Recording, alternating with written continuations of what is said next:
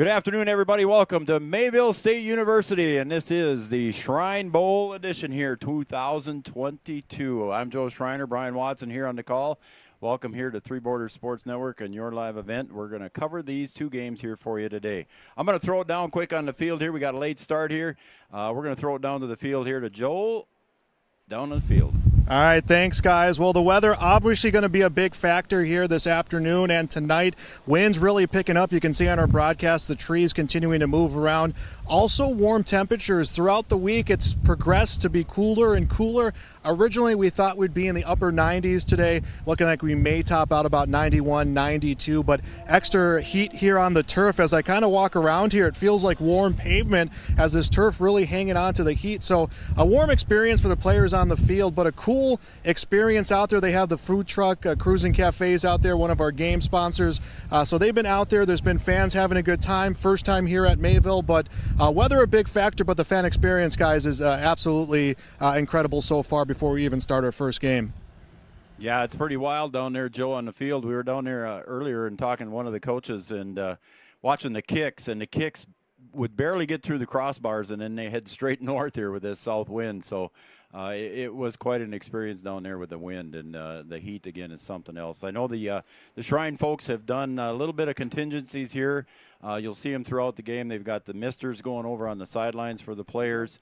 Also, there will be 20-minute half is what we're told, so the players can go in and they'll be able to cool down at halftime a little bit in the air-conditioned locker room, so everybody should be in good shape there. We're looking forward to this one. Again, Joe Schreiner, Brian Watson here on Three Borders Sports Network. We appreciate everybody tuning in and watching, and, of course, we have fans watching on Red River Communications Channel 125 and also on our YouTube channel as well. So we appreciate everybody for being a part of the production today. We've got our color guard just about ready to take off here, and we will be turning it over to our PA announcer here very shortly, and we should be getting underway with the national anthem here in just a few seconds. It looks like we're a few seconds away yet.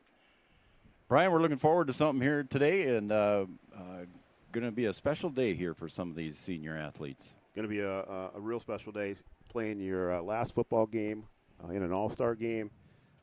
Get to get recognized. It's going to be a fun day.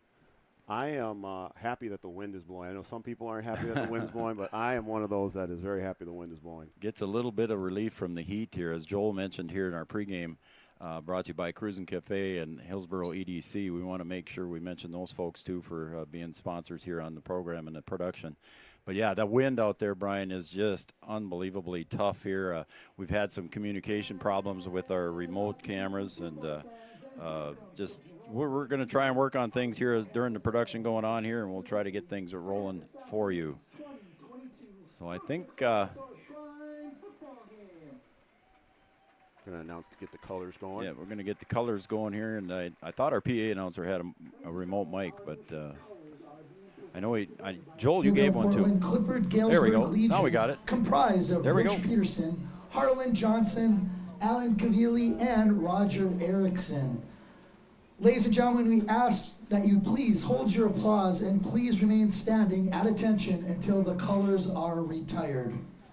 Ladies and gentlemen, we ask that you please rise, remove all headgear, place your hand over your heart as our national anthem is sung today by the group Triplicity from Mayville, North Dakota. Members include Helen Hoyt, Lori Nelson, and Teresa Agnes.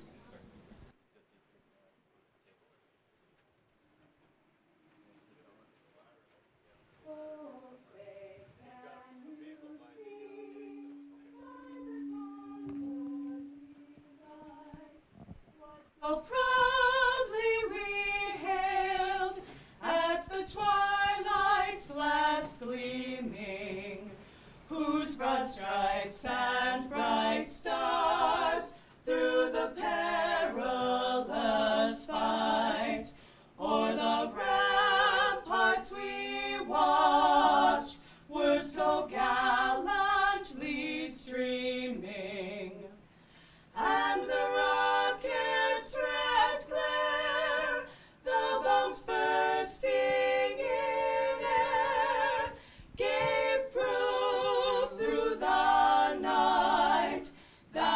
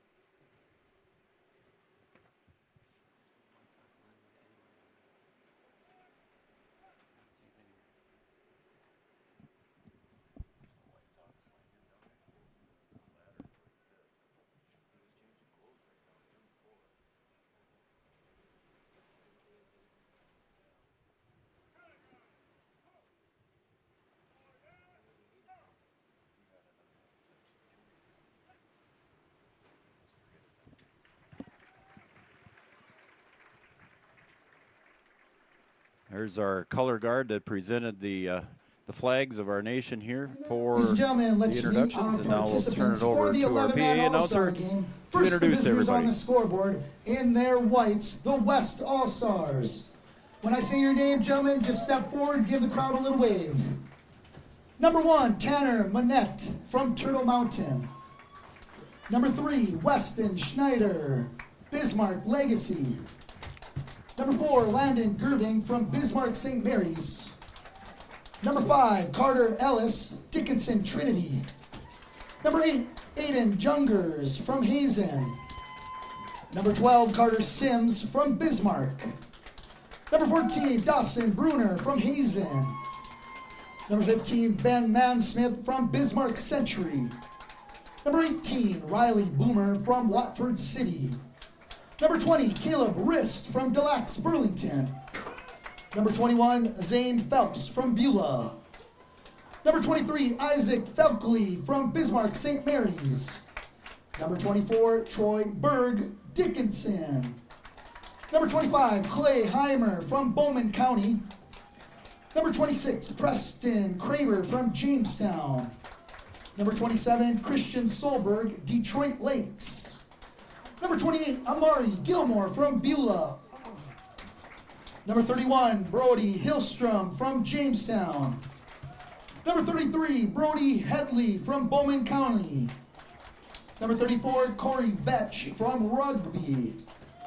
Number 35, Isaiah Hoos from Bismarck. Number 44, Sam Burr from Mandan.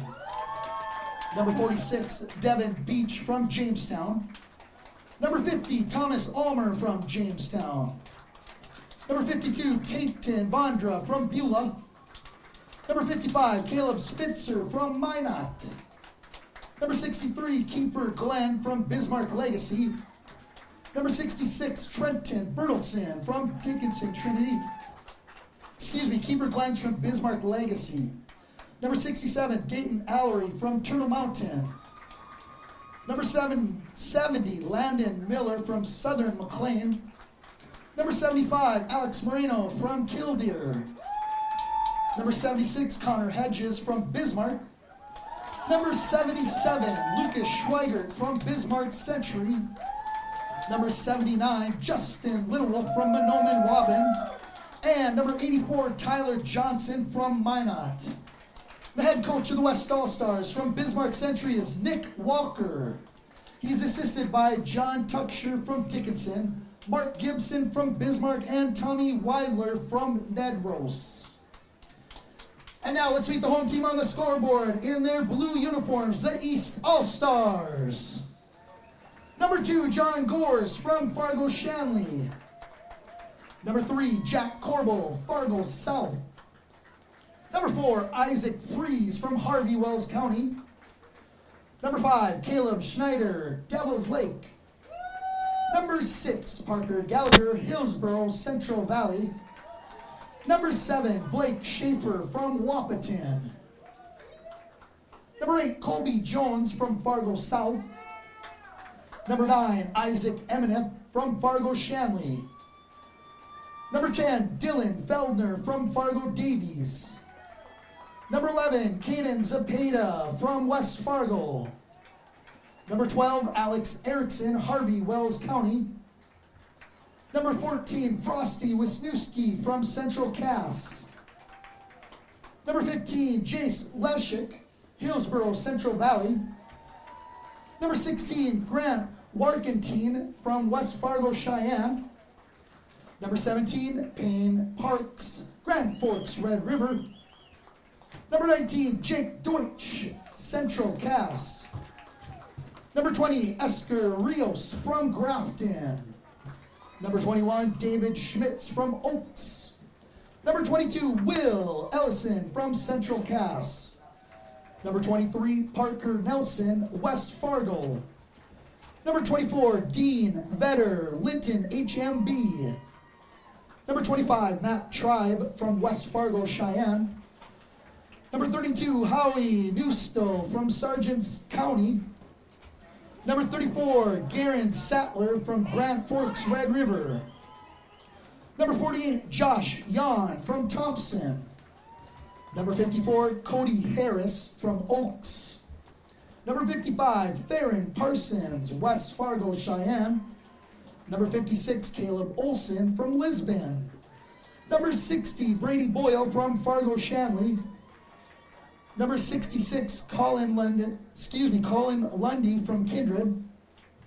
Number 69, Brennan Selheim from West Fargo, Cheyenne. Number 70, Jacob Johnson from Fargo North. Number 71, Dawson Galdi from West Fargo, Cheyenne. Number 75, Barrett Wilson, Hillsborough Central Valley. Number 87, Xander Newton from West Fargo, Cheyenne. And number 88, Sam Strandell, Grand Forks Central. The head coach of the East All-Stars, Mr. Jeremy Newton from West Fargo, Cheyenne. He is assisted by Matt Crane from Kindred, Brent Doctor from Harvey Wells County, and Tyler Kozel from Fargo South. Cans, best of luck and have a safe and fun All-Star game. All right, we're back here at Mayville State University. The guys are all having a good time down there, and they're all shaking hands at the 50-yard line. Brian, we're looking forward to a good game here and get some things going here. I'm looking forward to a fun, safe football game. All-Star games, you know, at the end of the season, you want to make sure everybody makes it through in good condition. So let's have a good game. It'll be nice and warm down there in the field, so hope we can stay cool. Yeah, we're going to have some good stuff going on. Like I said, they're going to take a 20-minute half. We're going to have some halftime interviews with President Brian Van Horn at halftime, and then Lon is going to be with us from the MSU Foundation. He's going to talk about the Shriners a little bit, too, as well. And we're just about ready to go here. I want to mention once again Cruisin' Cafe, one of our pregame sponsors, Hillsborough EDC, a pregame sponsor, and Hillsborough EDC, also our starting lineup sponsor. We've got to talk about Thunder Seed, too, as well. They're our scoreboard sponsor. So Thunder Seed, thank you for stepping up and doing that as well. And our scoreboard, at least our scoreboard, is staying pretty still. We don't have a windy one like the one is out there. I'm worried about where we are, the vantage point that we have, if we're going to blow over. So it's yeah. Somebody was wondering earlier if we're going to be all right, and then the fans down there said, "Well, if you guys blow over, you're going to land on us, so you'll have a soft landing." Well, yeah. I don't think that's going to happen. We're way up here on the third story of the press box. Yes, looking through a glass window, so that is not able to open. So we are got a door that's open here a little bit, Brian, but I think we're about ready for football here, and we're going to have a good time. A little bit of a breeze. I'm okay with that. Yep. So again, folks, we had the coin toss earlier. East won the coin toss, and they have deferred till the second half, so they will be kicking off.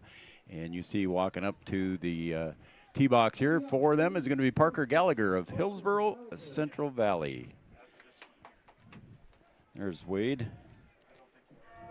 And let's see, let me go through the 11-man referees here. Ron Nord, Jim Stallard, Red Nordic, Craig Hahn, and Brett Bergholder. So there's your referees.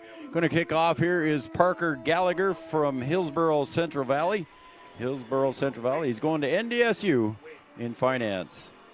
So we're just about ready for the kickoff. And again, with a 30-mile-an-hour wind out of the south-southeast, we got to have somebody holding it. And there is your kickoff, way down to the end zone, and it's going to scoot out of the end zone, and letting it go down out of the end zone between his legs was Isaac Felkley from Bismarck St. Mary's. So the West will get the ball first here, starting at their own 20.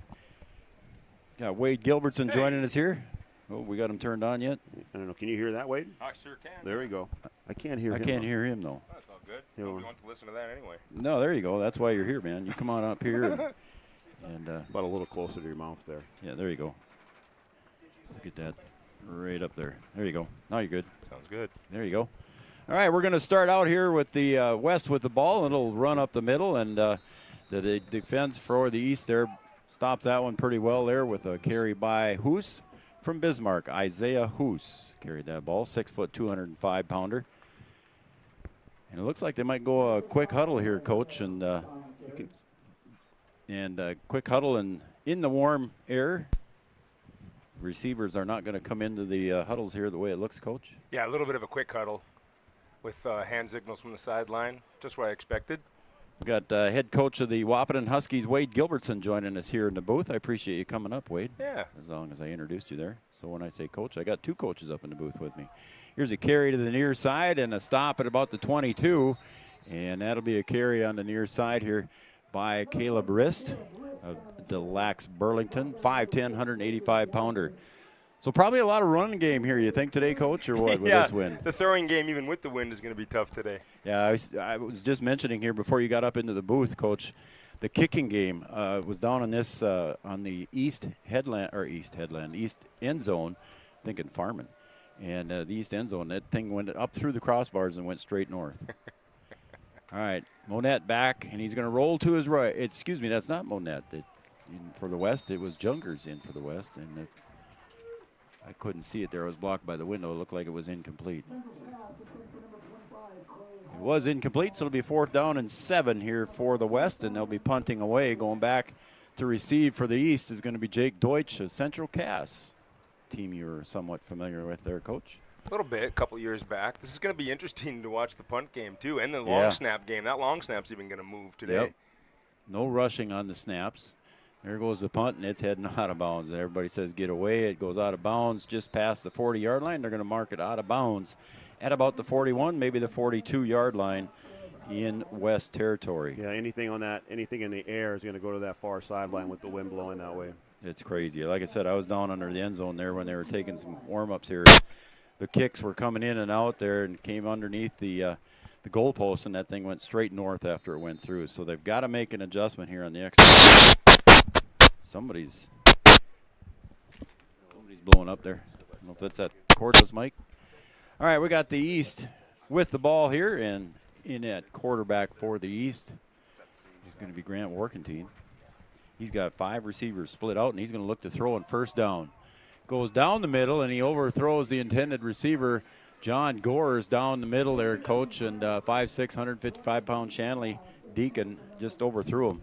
Yeah, had a man wide open down the seam and just overthrew it. Just put a little bit too much air underneath of it. I really like the formation so far. Motioning from 2-by-2 into empty, it really makes it tough on a defense. That's why we have a coach here, so he can talk that kind of jargon. I thought he was talking basketball for a second. I thought he was talking about going in a 2-1-2 zone and a press. All right, Coach. We're going to 2nd and 10 here now for the East. Again, Workentine in the pistol here, and he's got a receiver beside him. Gets their man in motion. Coming this way is Gores. He'll look to the left and throw to the left, and it's picked up there on a reception and a gain there a little bit, and it's completed to Deutsch. And it's going to be a gain of about, is it 9 or is it 10? Where are they going to put it? It's going to be a little bit short. A touch short. Real nice concept there, I thought. A little bit of a sit corner flat concept, a little bit. Really nice throw. So when you get an all-star situation like this, Coach, you don't have a lot of time to put your playbook in and do a lot of things with a bunch of new players. No, it's going to be pretty basic. You're going to have a couple of days of install, and that's it. So you're going to try to keep things simple. Aaron Sattler in the backfield. I believe that's Parker Nelson in the backfield as well. He gets the handoff, going to go to the right, and it's going to be close. I'm guessing we're in 4-down territory anyway, but I don't think he made it. No, he did not. Just a little bit of an ISO, and it looked like the West team had that bottled up pretty good. They knew that was coming. Yeah, he actually lost yardage on that. It looks like it's going to be 4th and about 2 now. Checking out of the game here is Gores. So lots of hand signals on the sideline. You got to just decipher which one. So that's what you do, Coach. You got 3 guys sending signals, and there's 2 dummies. There might be a signal for the lineman and a signal for the skill players, maybe even one for the quarterback. But yeah, one of them's probably a dummy. There's a handoff, and they're not going to make it again on the handoff there to Parker Nelson, and a good defensive play again by the front line there for the West. Yeah, the side judge is already calling it. Yeah, they didn't give him a good spot there at all. Oh, did they mark it backwards? Is that what you're saying? Yeah, they pulled it back. Okay. I thought maybe he got it on second effort there, but they didn't give him a good spot. Just saw Justin Littlewolf from Monoman Waban in there on the tackle. 6'4", 300 pounds. How about that? Oh, my. Yeah, how about that? Coach, you'd like to have a few Yeah, of those. there's no lack of size out here, that's for sure. No. Yeah, you get everything you want in a football team. You know, you get the best of the best. Colby Jones at quarterback. He's got a runner to the left and a runner to the right, and he gives it off to the left, and carrying it forward for a couple yards there is Esker Rios from Grafton. gains about 3 or 4 the way it looks there, just on a simple dive play. Yeah, it looked like a little bit of inside zone there, and I didn't look like they were reading anybody.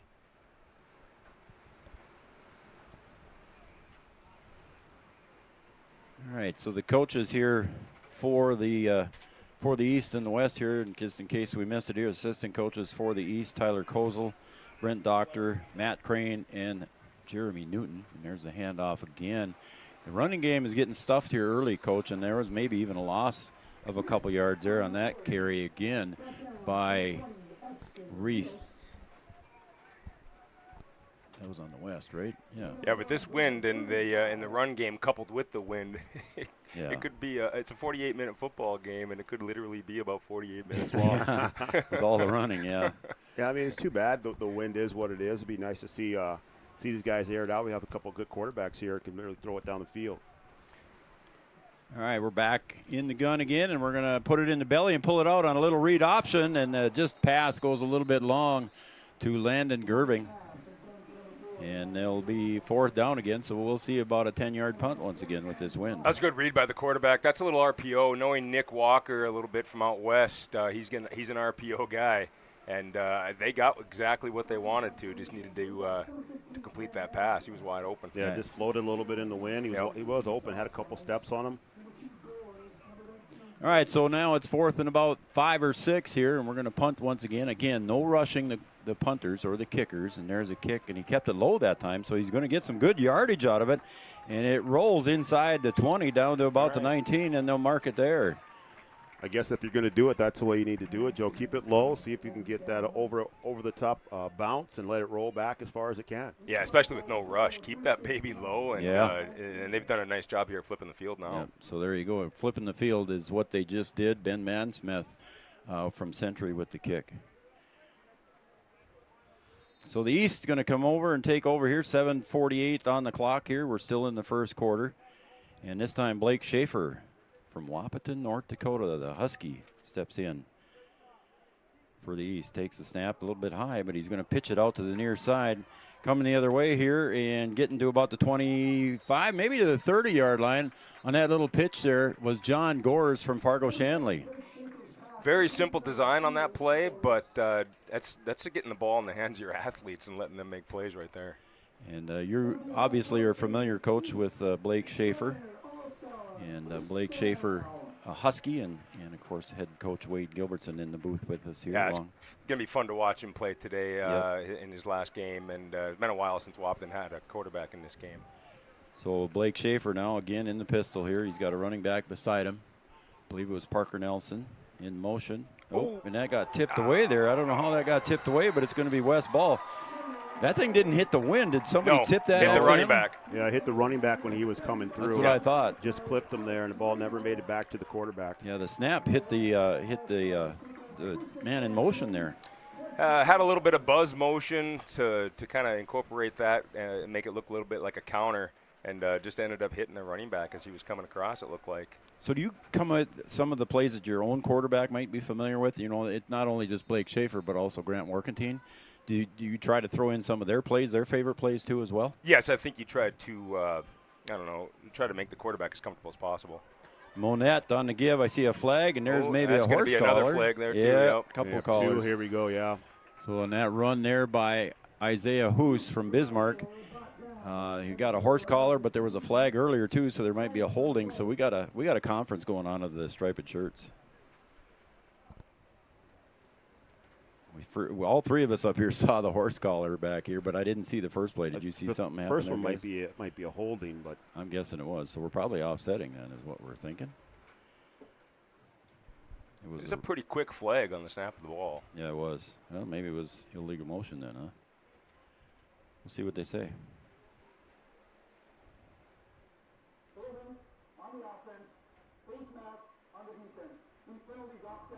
Yep, offsetting. So holding on the offense, face mask on the defense. We thought we saw a horse collar there, but that's what we'll go with is what they said. So it's offsetting penalties, so we're going to do this all over again here with 7:28 to go in the first quarter. It's like it never happened, Joe. Yep. Stats didn't hit the book. Tanner Monette from Turtle Mountain, 6 foot, 195-pounder. Good athlete there too, Coach. Got two backs beside him, Wrist and Hoos. He's going to put it in the belly of Hoos, and he's going to be met for a loss. Again, the running game not going very far today here, Coach, with a loss of about 2 on that one. Yeah, it's going to be tough sledding. You're going to have a really good defensive line there from the east. I don't think you're going to see much up the middle or any openings up the middle. But, Coach, do you think this is somewhere you run some counters, things like that, the reverse maybe, and open up that outside? Well, they've tried to get it on the perimeter a couple times already with a buck sweep, and I don't think they're going to go away from that. They'll try to get it on the perimeter again and let their athletes eat. But they definitely are trying to establish that run game early. All right, so Monette back in the gun here, and again off to his right is Wrist. Drops back, looks to his right, looking downfield, and then he's going to get rid of it and throw it out of bounds. Yeah, just too much pressure there. Yeah. Coming up with the pressure there for the East squad was Colby Jones from Fargo South. Good play by the quarterback to get rid of that thing and understand where he was at. They're conferring right now about grounding, I'm sure. I think it's a rule that we need to see changed in high school. I really do. He's outside the pocket scrambling for his life, and nobody's nearby. He just got rid of it. And he got rid of it. That's probably what they're talking about right now, whether or not that's going to be grounded. And he's outside the numbers, so I agree with the coach. That's something that needs to be implemented in high school. Yeah, the National Federation has actually sent out a – They did drop the threw flag. the flag. They've sent out a survey to a lot of head coaches, I know, and one of them was whether or not they should rescind that rule or they should allow grounding outside the pocket. So that will be a loss of down plus the yardage, correct? Yes. Yep. I think just for safety reasons, it's a good rule to implement. Correct.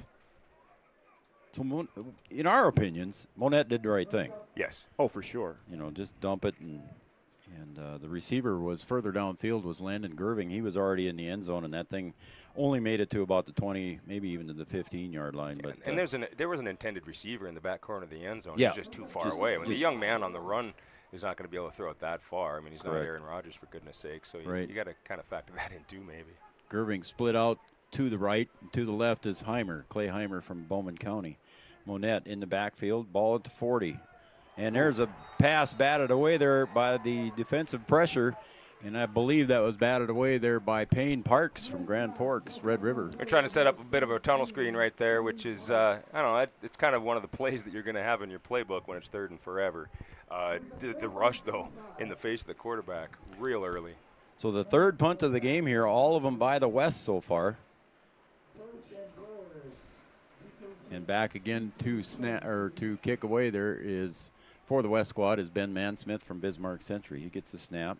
And again, he can kick it low, but he brought her up high, and you can see what happened to that as that thing sails out of bounds at about the 18-yard line. So he's still inside the 20. Right about where it all started before the fumble by the East. Yep.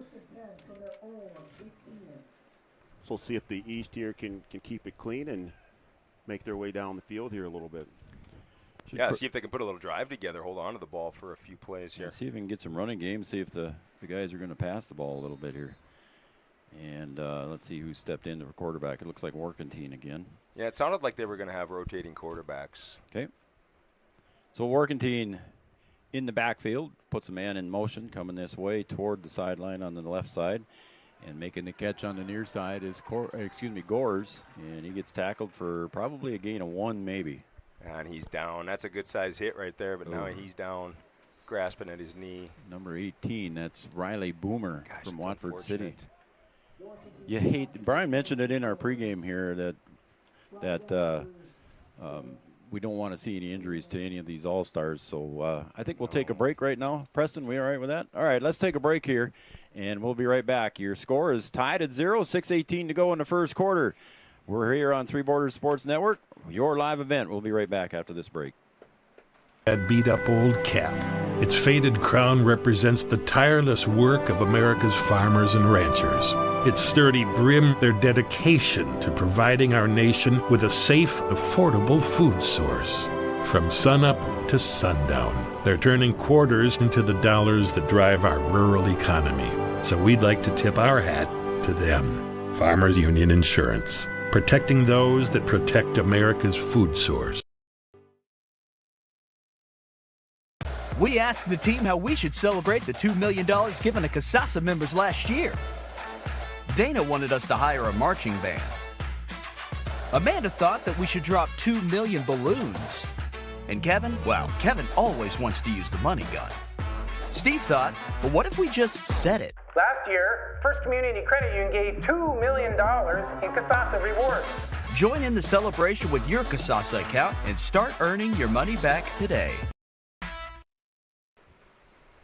All right, we're back here at Mayville State University, the Shrine Bowl 2022 style. The 11-man game is now, and we'll have the 9-man game here coming up here at approximately 7 p.m. tonight. So here we go with second down and about 9. Warkentine in the gun. He's going to roll to his right, looks and gets pressure, and he throws it down deep, intended for Gores. Is there a flag? No flag. A lot of bumping there. Gores kind of held his hands up in the air. Look for some help. Coach, you're smiling. What do you see? Oh, I like it. They're letting the defensive back get a little bit physical. I don't mind that at all. I like the sprint out to try to get the quarterback out of the pocket and chuck it deep here with the wind. Might as well take a shot. Take a shot and see what happens there. It looked like Brody Hillstrom from, no, it wasn't either. It was 21, not 31. Zane Phelps from Beulah. I should have recognized that yellow helmet. It looked like the Boomer kid was up and off on his own power, but now being examined on the sideline again. He's a heck of a football player. I certainly like to see him back in the football game. All right, so we're going to come to the line here now. Again, Warkentine in the gun, third and about 9. Showed off the arm in the last play there. Threw that thing deep, even a little bit of help from the wind, but still a nice ball. He's going to do the same roll to the right. This time he goes a little more shallow. Intended on the far sideline over there to Sam Strandell from Grand Forks Central. And I think it was knocked away once again by the West, and an incomplete pass by Troy Berg on the defensive side. A good defense there to bat that thing away with that lead arm. Running a little, look like just a little first down play, you know, just tell the receiver to run to the sticks, and the quarterback's going to sprint out and hit you right at the sideline. Yeah, the D-back did a good job getting around and trying to get a hand on that thing. Yes, sir. Warkentine back in punt formation. Again, no rushing on the line.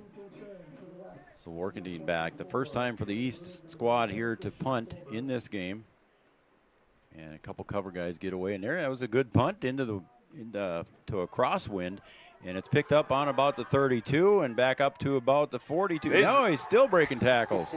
What a run there by Troy Berg from Dickinson. 5'9", 170-pounder. Kept breaking tackles, and away he went. Yeah, that was a strong run. Got about a 20...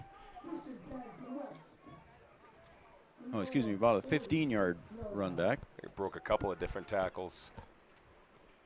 So good starting field position here again for the West. Cruisin' Cafe, Hillsboro EDC, Thunder Seed, Farmers Union Insurance jumping on board.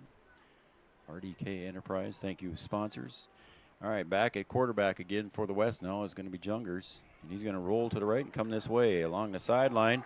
Dancing, but misses a couple of tackles. He's finally tackled here on the sideline by Caleb Rist. You got a flag down here too, Joe. Okay. Might be another hold.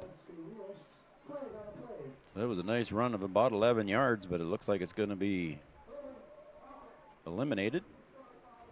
And we're going to take another 10-yard penalty from about the spot of the foul. And yeah, I mean, you're going to expect that a little bit, I think. And we've had a few flags on the field so far, and these guys have had a week of practice, or not even a week of practice. They're probably a little rusty. Yeah. Boomer is up and walking, but he's not walking very good. He's on his own, but he's got a pretty good gimp. So the West takes the ball now, 1st and 20. Snap, and he puts it into the belly, and it comes this way, and maybe a gain of about 2 yards there for Hoos. It's the third time they've run the buck sweep into the boundary. It looks like that's it's kind of like what he likes to do. So that was an RPO option, do you think? He could have pulled it out of there if he wanted to? It would have been a second level read, okay. In my opinion. It did not look like they were reading first level read. It looked like second level. Meaning that they're going to read a linebacker. Then, of course, there's third level where you can read a safety as well. They might be reading backside linebacker. They might be reading play side safety. So we're going to go with second down and about 18 right now. A little quick jump on the snap there, but I don't see a flag, and pressure in the backfield.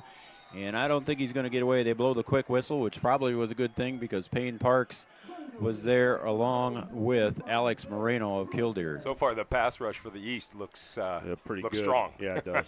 You know, we were talking before the game started that the defensive line for the West looked a lot bigger than the defensive line for the East, but I think the East has probably got the speed factor. They are quick off the ball. Yeah, There's been quick. a couple times where it looks like they might be offsides, but they get off the ball in a hurry. Loss of 5, 3rd and 23. And bringing it this way himself is Jungers, and he'll be tackled out of bounds at about the 36, and the clock will stop. So Aiden Jungers from Hazen, 6'1", 190-pound senior. And the clock stops with 4:08 to go, and we're going to have our 5th punt of the day. 4th by the West, and the East is kicked once. So Gore is back to receive along with Jake Deutsch from Central Cass. The Deutsch name familiar for the Central Cass folks. The snap, and again, just 3 people go down in coverage, and that one's going nowhere. Gets to about the 50, and they're going to let it roll to about the 45, and it'll be touchdown there. So that punt, maybe 18 yards. Yeah, that's one that just came off the side of the foot where you say, I'm really going to give it so I can give it a ride in this wind, and just didn't make good contact at all. Just couldn't quite get her. It may be strong enough for that ball to even move on the drop. I agree. Had great gas mileage on the way up here. Yeah, we sure did, didn't we? That ball might be moving even when he drops it. Yeah. We'll pay for it on the way home, though, with the gas mileage. Yeah, you got pushed along pretty good on the way up. It's the way back that I'm worried about. Right. Might have to stop and fill up. All right, the Husky Paw is back at the quarterback again. That's Blake Schaefer. He's got everybody set, and he's going to drop back a couple. He looks to his left, not there. Going to go roll to his right. Gets around the 40, and he just kind of tosses it again. Yeah, and we're going to see the same Yep. flag. Again, the same flag, probably of intentional grounding there, Coach. Again, where are you going to talk to the Officials Association? Or where's that got to go to get that passed? It looked like he had Gores open on the outside and just wasn't able to set his feet. He got a little pressure, had to roll to the right. And, he had a couldn't let it go. Correct, Brian. Had a deep route on his right-hand side. And he initially, at the snap of the football, once he caught it, he initially looked left, and the receiver was not looking his way. It looked like he might have been stock blocking a little bit, so not sure what happened there. So Blake Schaefer going to be at about a second and a long way here. Looks like about 20 or 21. We'll call it 21. 2nd and 21 on the board. He's got 2 to the right, 2 to the left. In the backfield beside him, I believe. He's going to look down right field or the right sideline, and it's just overthrown again. Looking for Gores over on that side over there, and just throws it a little bit too deep. I think that was Schneider there on the outside that time. It's pretty good defense there, pushing the receiver a little bit into the sideline. There's not a lot of room over there to play with once you get pushed past the bottom of the numbers for a fade route like that. Something we call prime real estate. You want to kind of stay on the north side of the numbers, so you got some area to go get that ball. So again, now it's third down, and the ball on about the 34-yard line. 21 to go. Schaefer again probably looking to throw the ball here once again. He's going to look across the middle, intended for Gores, and it's thrown behind him, and it'll be 4th down. And he had him too, Joe. He was wide open there in the middle, and the ball just behind him. But again, the wind's blowing that way, so it kind of sailed on him and flew it back to the far side of the field, and Gore's not able to change his direction and go back and get that. He had some pressure in his face a little bit, had to kind of step back and throw it off his back foot. Didn't have a real great arm angle on that to be able to drive it down the field to that young man. So again, Morcantine in the punt formation. And the kick, and it's going to sail deep, and it's going back deep over the head of the receiver back there. Get it. Oh, he got carried over into the end zone. Just barely. Yeah. He was right there, though. Christian Solberg from Detroit Lakes let that one go just a little bit too far, and it went over his head, and it was close to being downed at the 1. That was good hustle trying to get him trapped inside the 1-yard line. Absolutely. There. Just unfortunate. Got a little bit of his body into the end zone there. So we got 3:23 to go here on the Thunder Seed scoreboard. And the team's kind of taking a little bit of time here on each sideline here. I don't know if there was a timeout or not. Should we take a timeout, Preston? Take a 30-second break? All right, let's take a 30-second break here. You're watching the Shrine Bowl on Three Borders Sports Network and your live event. Located on the beautiful Goose River in Hillsboro, the Goose River Golf Club offers both recreational and experienced golfers a great round. It's a 9-hole course open to the public located right off exit 104 on I-29. The Goose River Golf Club in Hillsboro offering a full golf course, 9 holes, and a driving range. You'll find great opportunity with membership rates and great rates to enjoy the round of golf, whether you're walking or riding at the Goose River Golf Course in Hillsboro. Learn more at thegooseriverdolfcourse.com.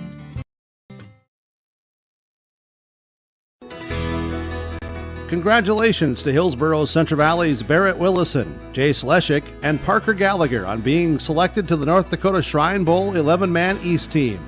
The Hillsboro Central Valley schools and borough teammates are proud to have you representing your schools and community. Thanks for being a borough. The Hillsboro Central Valley schools wish all families a safe and fun summer. All students are encouraged to participate in their school and community events. All right, we got the West taking off there and a handoff to the left side. And looks like we might have our first down. Nope, I'm going to take that back because I just saw a flag fly in. And another carry there by wrist, but I think we've got a flag again, Gilby. I don't know if you saw it or not. No, they did go back to the buck sweep, and really nice gain there, cutting it back up inside by that the running back for the West. There might be a reason why the hole was that big. Well, it looked like they had body on body, and they were blocking it up really nicely. They're talking about it. Maybe they're going to pick this thing up.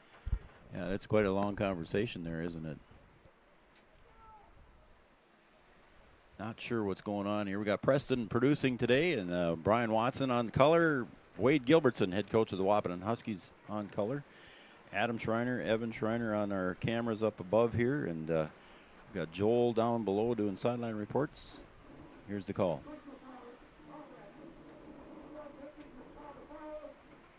They called it a personal foul on the offense, not holding, so they called it a personal foul. They're going to go backwards with it. I didn't see what the call was. I didn't either. But I don't know if it was a chop block or what it was on the end there. We have a replay here? No? Nope. Okay. So the ball's placed at the 10-yard line, so that's going to make it first down and 20 here for the West. Nick is out to about the numbers, wondering what in the world the call is. Oh, I see. The coach is over here, yep. He's still wanting an explanation. I don't know if he's going to get one, though, Coach. Well, you got to tell him something. I mean, he's got to be able to tell his kids. Yeah, Junger's making a walk over here a little bit, too, so we'll see. Oh, now they're marching it back a little bit. And they are coming back. Yeah, okay, so they marched it back. So was it from the spot of the foul? So maybe that's where they marked it back. They went 10 yards from the first down original marker, and maybe it's now from the spot of the foul. Yeah, so I think that's right. They did say spot of the foul.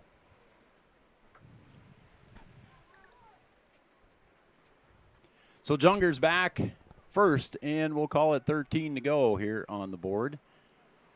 He'll take a snap, and he's going to look to the left. He's going to roll to the left.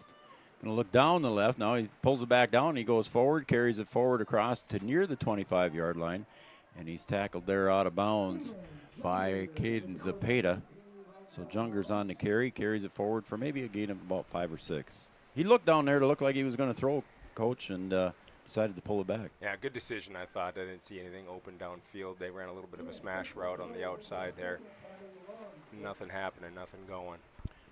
So second down and 6 here with 3:07 remaining in quarter number 1. Again, we're at about 30-mile-an-hour south-southwest winds, south-southeast winds. Jungers puts it into the belly, and we're going to get just maybe a yard on it on the carry by wrist. Maybe a yard. And Reels from Grafton doing a good job of bunching things up there in the middle, making that difficult. So it's going to be up 3rd down and 5 here. As Junger's in the backfield. Standing beside him there is Caleb Rist from Delac Burlington. He's going to roll to his right to the near side. He looks down, and it's almost picked off there on the near side, right at the sideline marker there. Almost with the pick was David Schmitz from Oaks. Yeah, right through his hands there. Kind of a similar play to the East a little bit earlier, rolling that quarterback out of the pocket, trying to buy him some time to get that first down route completed. So that's going to bring up 4th down, and I'm going to lose track of the punts here because we're already in the 6th one here in the first quarter. I'll lose track when we get to double digits. But I think we're going to see a lot of that today. Into a south-southeast wind, side wind, I should say, and there's another whistle. We got stoppage of play. Yeah, there's a few adjustments that both teams are going to have to start making. That's just it. You know, you got to be a little bit. I mean, you're used to your own quarterback or your own snap signals and things, and you come to an all-star game like this, Coach, and you know, it's just different for everybody. Yes, and I don't know what the OCs are doing as far as if the plays are scripted for the first number of plays to begin the game or not, but it's about this time to start making adjustments here. Oof, that one's ending up in the crowd. Again, tough, difficult situations for Ben Mansmith to kick. And he kicked that one, and I don't know if there was much forward progress with that kick, maybe 15 yards. I mean, you almost have to aim at our press box in order for it to end up in the field of play. There's that much wind. Yep. So, again, East with good field position here. And sometimes in an all-star game, they'll let them play, but right now they're being pretty tight with things, which is fine. You don't want the injuries as Workington, again, in the backfield. And the motion was Sattler, and he'll hand the ball off, and they're going around the right side, breaking a tackle over on the far side, getting across the 30 inside the 29 on the carry over there on the far side. I believe that was a carry by Jace Leshik. Well, that's a win on first down. That's one of the first times we've seen the East win on first down. Very nice. Now we're ahead of the sticks, or they are ahead of the sticks. Right. Now we're in business. That's all right. You can say we. All right, here we go again. Workington in the backfield. And dotting the I in the back for the East is Parker Nelson. Workington takes a snap. He'll pitch it back to Nelson. Nelson coming around the 35. And what a tackle in the backfield. Coming up to make the tackle for the West there was Troy Berg from Dickinson. He said, you ain't going nowhere, and brought him back down for a loss. Outstanding lever by that young man. What a great football play that was. Just in there in a hurry and a nice open field tackle to bring him down. So the gain to begin with on first down is negated by that nice tackle once again in the backfield and for a loss. So we're approaching the 1 minute mark here in the first quarter. And again, East looking in a hole here, and I'm sure it's 4-down territory. I would be surprised. Maybe they'll try to punt there if they don't gain much, but they aren't going to gain much on a punt either. So we'll see where they end up. Yeah, all-star game, I'd like to think that they'd be 4-down territory. I would think so. Workington gets a man in motion. Going to the other side is Deutsch. He'll look to the left, and a nice little screen over on the near side. Getting away is Nelson down inside the 20, and he might score. He does. Down inside the end zone, and it's a 37-yard touchdown from Workington to Nelson. Nice play, Coach. Yeah, really nice design. They had an orbit motion going to the top side, the wide side, a little bit of eye candy, and then came back down here, the running back screen. Really nice design. So Workington to Nelson for, 38 yards. That's nice. a heck of a run by that young man, too. Yeah, it was. Very, very nice run. So it's a pass to Nelson, and we're going to have the kick here coming on, and stepping in the kick here for the East is going to be Parker Gallagher from Hillsborough Central Valley. The snap, no pressure. They can just wave their arms. And did it get inside the bar? Yes, it is. It's good.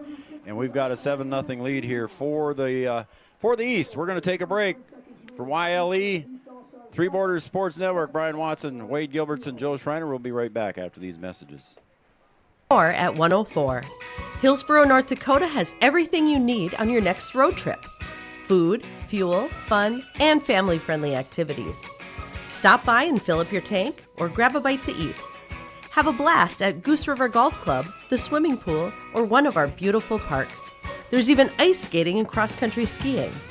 Take in the sights or stay the night so you don't miss a thing. Experience Hillsborough and see why there's more at 104. Hello, Shane with Irie Insurance. We are proud to announce our Benefits Connect platform. You will have more options with Irie Insurance Benefits Connect. You have choices. Do you know who your group agent is? Do you meet annually to review benefits? Would you like to save money? Would you like more benefits? You have choices. We take a different approach to providing benefits through education, communication, and a personal touch. To find out more about IRE Insurance, go to ireinsurance.com. All right, we're back here at Mayville State University. Joe Schreiner, Wade Gilberts, and Brian Watson here with the call. And thank you for joining us on Three Borders Sports Network and your live event. And we're about ready for a kickoff again from the east. Gallagher just kicked the extra point, and he's going to kick the kickoff here. And he'll drive it deep, keeping it low, and it's a good line drive down into the end zone, and it's going to go right past. The receiver down there was Felkley, and we're going to get the ball back out at the 20-yard line with 27 seconds to go in quarter one. So the East jumps out to a 7-0 lead, Coach, and a nice little screen pass. Is that what you would call that? Or would you call it bubble screen kind of thing? That was definitely a screen, yes. And I don't know if they gave the quarterback the option or if they're reading anybody to throw the bubble or the running back screen. To me, it just looked like the orbit motion on the top was just the window dressing to avert someone's eyes, make a linebacker just a tad bit slower than he could be. Gotcha. It was the right call. Yeah. For sure. All right, back in now is Monette for the West at quarterback, and he's going to put it right into the belly and carrying it forward for about a gain, almost 10 yards or a good 9 yards there on the carry was Hoos. So Hoos will get it carry credit of about 9 yards. There we go. That's a win on first down now then for West now. A little extra effort there, a couple extra yards on the tail end of that thing. Probably the last play of our quarter here, boys. And it is. So that's the end of quarter number one here on your live event, Three Borders Sports Network. We're going to be right back after this quick break. Again, your score on the Thunder Seed scoreboard. The East leads the West 7-0. We'll be right back after this. It's the concert event of the summer in the Brainerd Lakes area. Lakes Jam, June 22nd through June 25th at Brainerd International Raceway. R&J Broadcasting is the presenting sponsor. Experience Lakes Jam. For rock and rollers, the main stage features Tesla, Warrant, and Hairball. For country enthusiasts, John Party, Cole Swindell, Gabby Barrett, and Mark Wills. Experience watercross, drifting, and lawnmower racing. For on-site camping, lodging, and tickets, visit lakesjam.com. Mayville State University is a place where students have the chance to discover their paths to success, whether that's in the classroom, on the field, or on the stage. Small class sizes, hands-on learning experiences, and our unmatched personal service ensure that our students come first. Here, students are more than just a number. They are part of a family. Go to mayvillestate.edu to see what opportunities lie ahead for you. Mayville State University, your success is closer than you think. Here. All right, we're back here at Mayville State University, Three Borders Sports Network, your live event. And we are looking at second and very short for Monette. He'll hand it off, I believe, to Hoos, and I don't know, Coach, it's going to be close because there's a lot of tackles right there at the line. Just bunched up right in the middle there, nowhere to go. Let's see if they come back to him. They did. They moved those sticks. To him. Yeah. I saw Colby Jones in on the tackle as well as probably a few other players. I didn't catch all the numbers there. I think Theron Parsons was in on it from West Fargo Cheyenne as well. Let's see now if the West, with the win, let's see if they decide to put it in the air here a couple times. Yeah, I got to mention the first down here, too, after this play. That one's handed off once again and carry forward for a little gain there for Hoos. Hey, that's our first down of the game there, guys. Boy, I'd like to see him keep that outside. Might have cut it up a little bit quick. Thought they had the outside sealed. Got Josh Yon in there for the tackle. No gain. They're going to be 2nd and 10. So it's going to be second, just over 10. Not much over 10, maybe a foot. So Monette in the backfield. Looks to his right, a little screen out to the right there and receiving that one and going forward. Maybe a gain of about 1 on the outside. And that catch out on the outside there, I believe, I can't read his number from here. Is it 25? That's a really good open field tackle out there. 25, yep, Tribe. And not a bad play coming back with the same look. Looked like they were going buck sweep. I don't know if they're giving the quarterback the ability to take that free access bubble or if that's called from the sideline. Split out here to the near side is new still. But still not a bad play there. Wasn't a bad idea. Brody Headley on the near side. Monette drops back. He looks down deep, and he's going to scramble forward. He's going to get across the 35. Does he get to the 40? I don't think he's quite got the first down there, guys, where they're going to mark it. He's going to be about 2 yards short. So it'll be an interesting call here. Looks like we might make a switch. Yeah, just missed it. So Monette broke that one free. And very nice job of putting that or pulling the ball down and running for it. Very nice. So we're under 10 minutes to play here in quarter number, and we got a quick timeout here. Looks like the East wants to take a timeout and talk about it. I don't think they quite had the coverage in there, or they didn't have the personnel in there the way that they wanted. So taking a quick timeout there, and we'll take a timeout as well. 9:50 on the scoreboard here on the Thunder Seed scoreboard. Again, East leads the West 7-0. We'll be right back after this. Olson Accounting offers services for individuals including financial and retirement planning, taxes, estate planning, and elder care. For business, Olson Accounting can help you with a variety of services including payroll, audit, strategic planning, and taxes. Learn more about these services and more to help you and your business or farm operation by visiting colsoncpa.com or call 701-683-2700. Olson Accounting of Lisbon. This is Chris from RDK Enterprises, your local precision planting dealer. Spring planting has been a trying time for everyone. Now is the time to take note of any issues you may have experienced with your planter while it's fresh in your mind. We can come out to your farm, walk the fields with you, and talk over these concerns and put a plan together. Programs are available to help you address any issues you might find in the performance of your planter. Before you put your planter away, call RDK. RDK Enterprises in Hillsboro, 636-219. Mansmith back to punt that one, and it's going to carry very good for him. So he got good with the wind here, but Gores picks it up at about the 17-yard line, gets up ahead to the 27. Pretty gutsy play there by Mr. Gores, but he got ahead for 10 and a positive yardage to get it back. I like it. Trusting his athleticism. Let's go. John Gores from Fargo Shanley, 5'6", 155. He's been involved in a lot of the offense so far, and now he just got an offensive punt return, too. Remind me of old Don Beebe out there. You're dating yourself, Coach. Hey, I'm not afraid. I'm not afraid. Especially when his kid's playing football. First down was brought to you by Farmers Union Insurance. That last first down there by the West, so we're going to go the other way now. And Blake Schaefer steps back in again for the East in the quarterback position. Alicia in the eye behind him, and he'll get the handoff and come over to the near side. He's going to get up close to the 30, crosses the 30, down to about the 32, maybe a gain of about 4.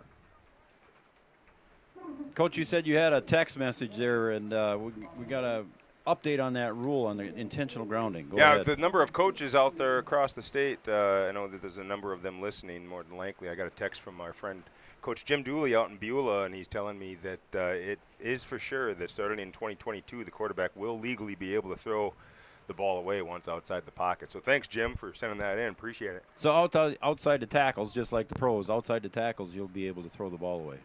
Yes, sir. All right, that's good news. Schaefer, high snap, goes out of his hands and making the cover on it in the backfield. So a loss on the yardage there. And that snap went through the hands of Schaefer, and making the cover there was Jake Deutsch. Just taking his eye off the ball a little bit before he catches it. Yeah, and who knows, maybe the wind had a little bit of a trajectory change on it too. Who knows? Good job by whoever it was to fall on it. Yeah, Deutsch fell on that one. Don't want any turnovers down here. Nope. So the East leading 7-0 here, and again now they're looking at long yardage here, 3rd and 13 for Schaefer in the East squad. Takes the snap, looks to the left, not on the middle, and he's going to pull it down. Now he's going to run and throw it over the middle, and was that too quick? Oh, my. There it went. There it is. There was pass interference intended for Deutsch, and it took a little while there. The defensive backs came in a little bit hard and early. I was wondering if it was going to come out. I'm also wondering if there's a conference about where he let go of that football. I thought he was pretty close. Phelps was definitely there early. And it looks like that's going to be the only call, pass interference on the defense. And I think it was on Phelps, Zane Phelps from Beulah. We just talked to the coach in Beulah there. He just texted you, didn't he? Yes, sir. Yep. So thanks for that information, Coach. So we're going to march that one off, and it looks like we're going to have a first down. So that first down brought to you by Farmers Union Insurance. Farmers Union Insurance, first down. So Schaefer gets another opportunity here for some more downs in the East squad. Again, he's got two guys split out to the right. And the whistle signals ready for play.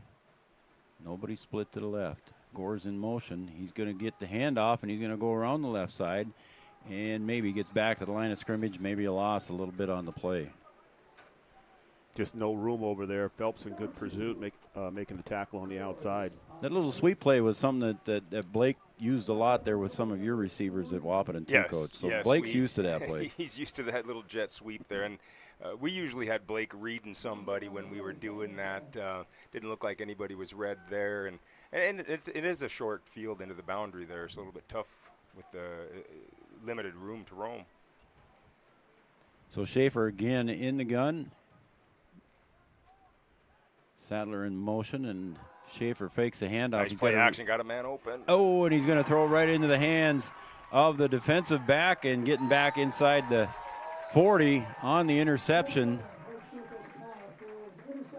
And just Schaefer making the wrong decision there. He had Sadler open in the flat and tried to go over the top. And the defender making a good play there. Troy Berg on the interception. I had to get the number there. I didn't see the young man's number right away. And the ball didn't come out great. Really nice boot. I thought he got decent depth, and we had a receiver open downfield. Offensive holding, they said, and they declined that. So executed well, but then the ball came out awful funny out of his hand and just floated. Nice, little bit of a wobbly throw. Still, just any throw into that wind is tough, whether it's a short throw or a long throw. It just makes it extremely difficult. Yeah, and if you're going to throw into a wind like this, your spiral better be tight for it to travel true. And trying to throw that thing on the move as well. So Aiden Jungers in the West offense comes out to take over at about the 37-yard line. He'll take the snap, pull it down, and he'll give it off to the runner, and he'll get up ahead for a gain of about 5, and that was wrist again. Caleb Rist on the carry.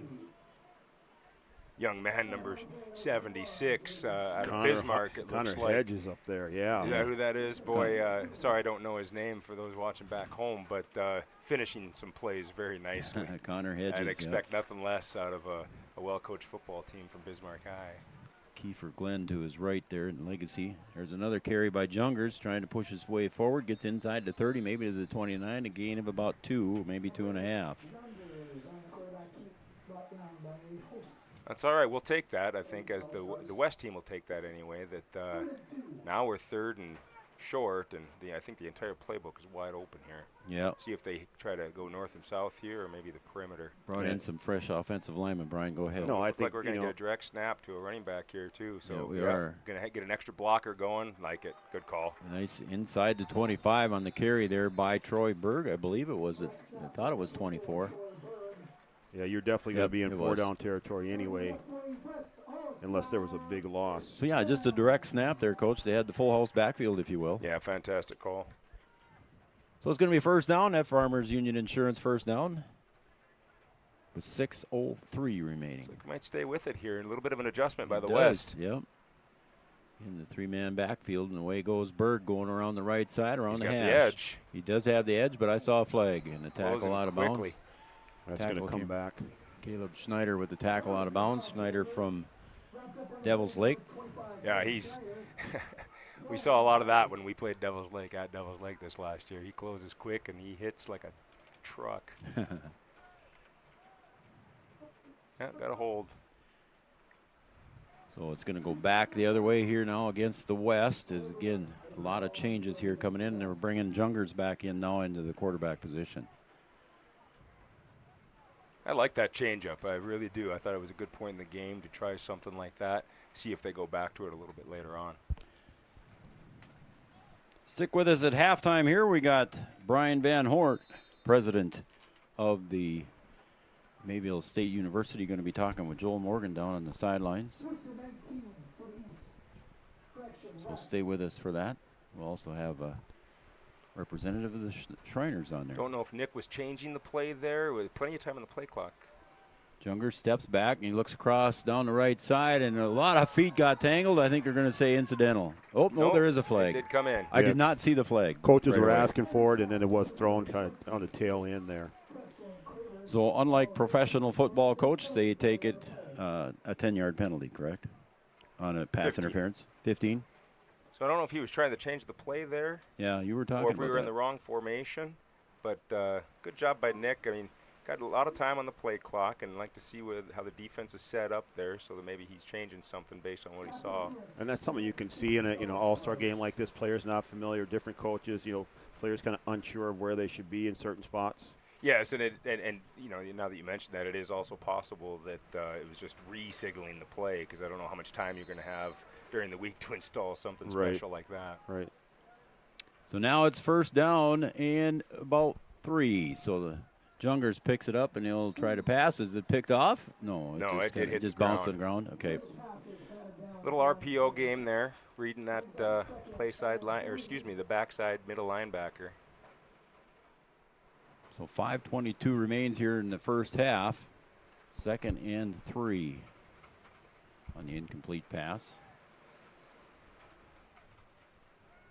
Hoos in the backfield beside Jungers, and he gets the handoff, and he'll cut it back. Nice little cut back there. Gets ahead inside the 15 for the first down. Nice play by Hoos. Yeah, really good vision to see that hole open up on the backside there.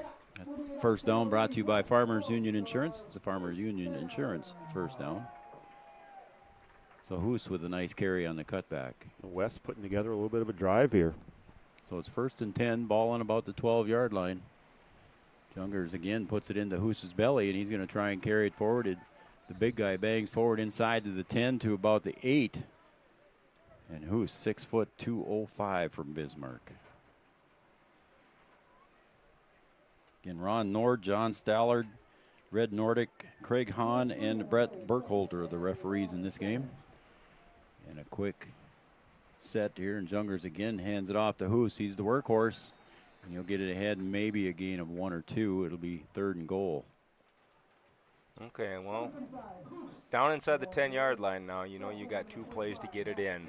We'll see if they see what they dial up here on 3rd down. Maybe they're saving something for 4th down, knowing that they're going to go for it. Try to set them up for something possibly. We still got about 20 seconds to go here on the game or the play clock. Excuse me, not the game clock. Hoos to the right, wrist to the left, and he'll hand it off to Hoos. And he comes around the near side. He's going to get pushed out of bounds at about the 5-yard line. He's pushed out of bounds over there, I believe, by Parker Gallagher. Thought maybe he was going to be able to turn the corner there and just ran out of room on the outside. Yeah. Yeah, got just enough of a knee there. Just enough of a knee there for him to trip him up and kick him out of bounds. So it's going to be 4th and goal here. Ball is placed on about the 5-yard line. And it looks like we've got that full house backfield here again with Berg behind the center, and he'll take the snap. He'll go off to the right. He's got a lot of real estate. And giving chase over there, but not able to make the tackle on Berg was Wisniewski from Central Cass, and it was a lot of wide open area there, buddy. Yeah, just wide open there on the outside, just a foot race, and Berg wins that one every day. So Berg with the carry on that for a 5-yard touchdown run.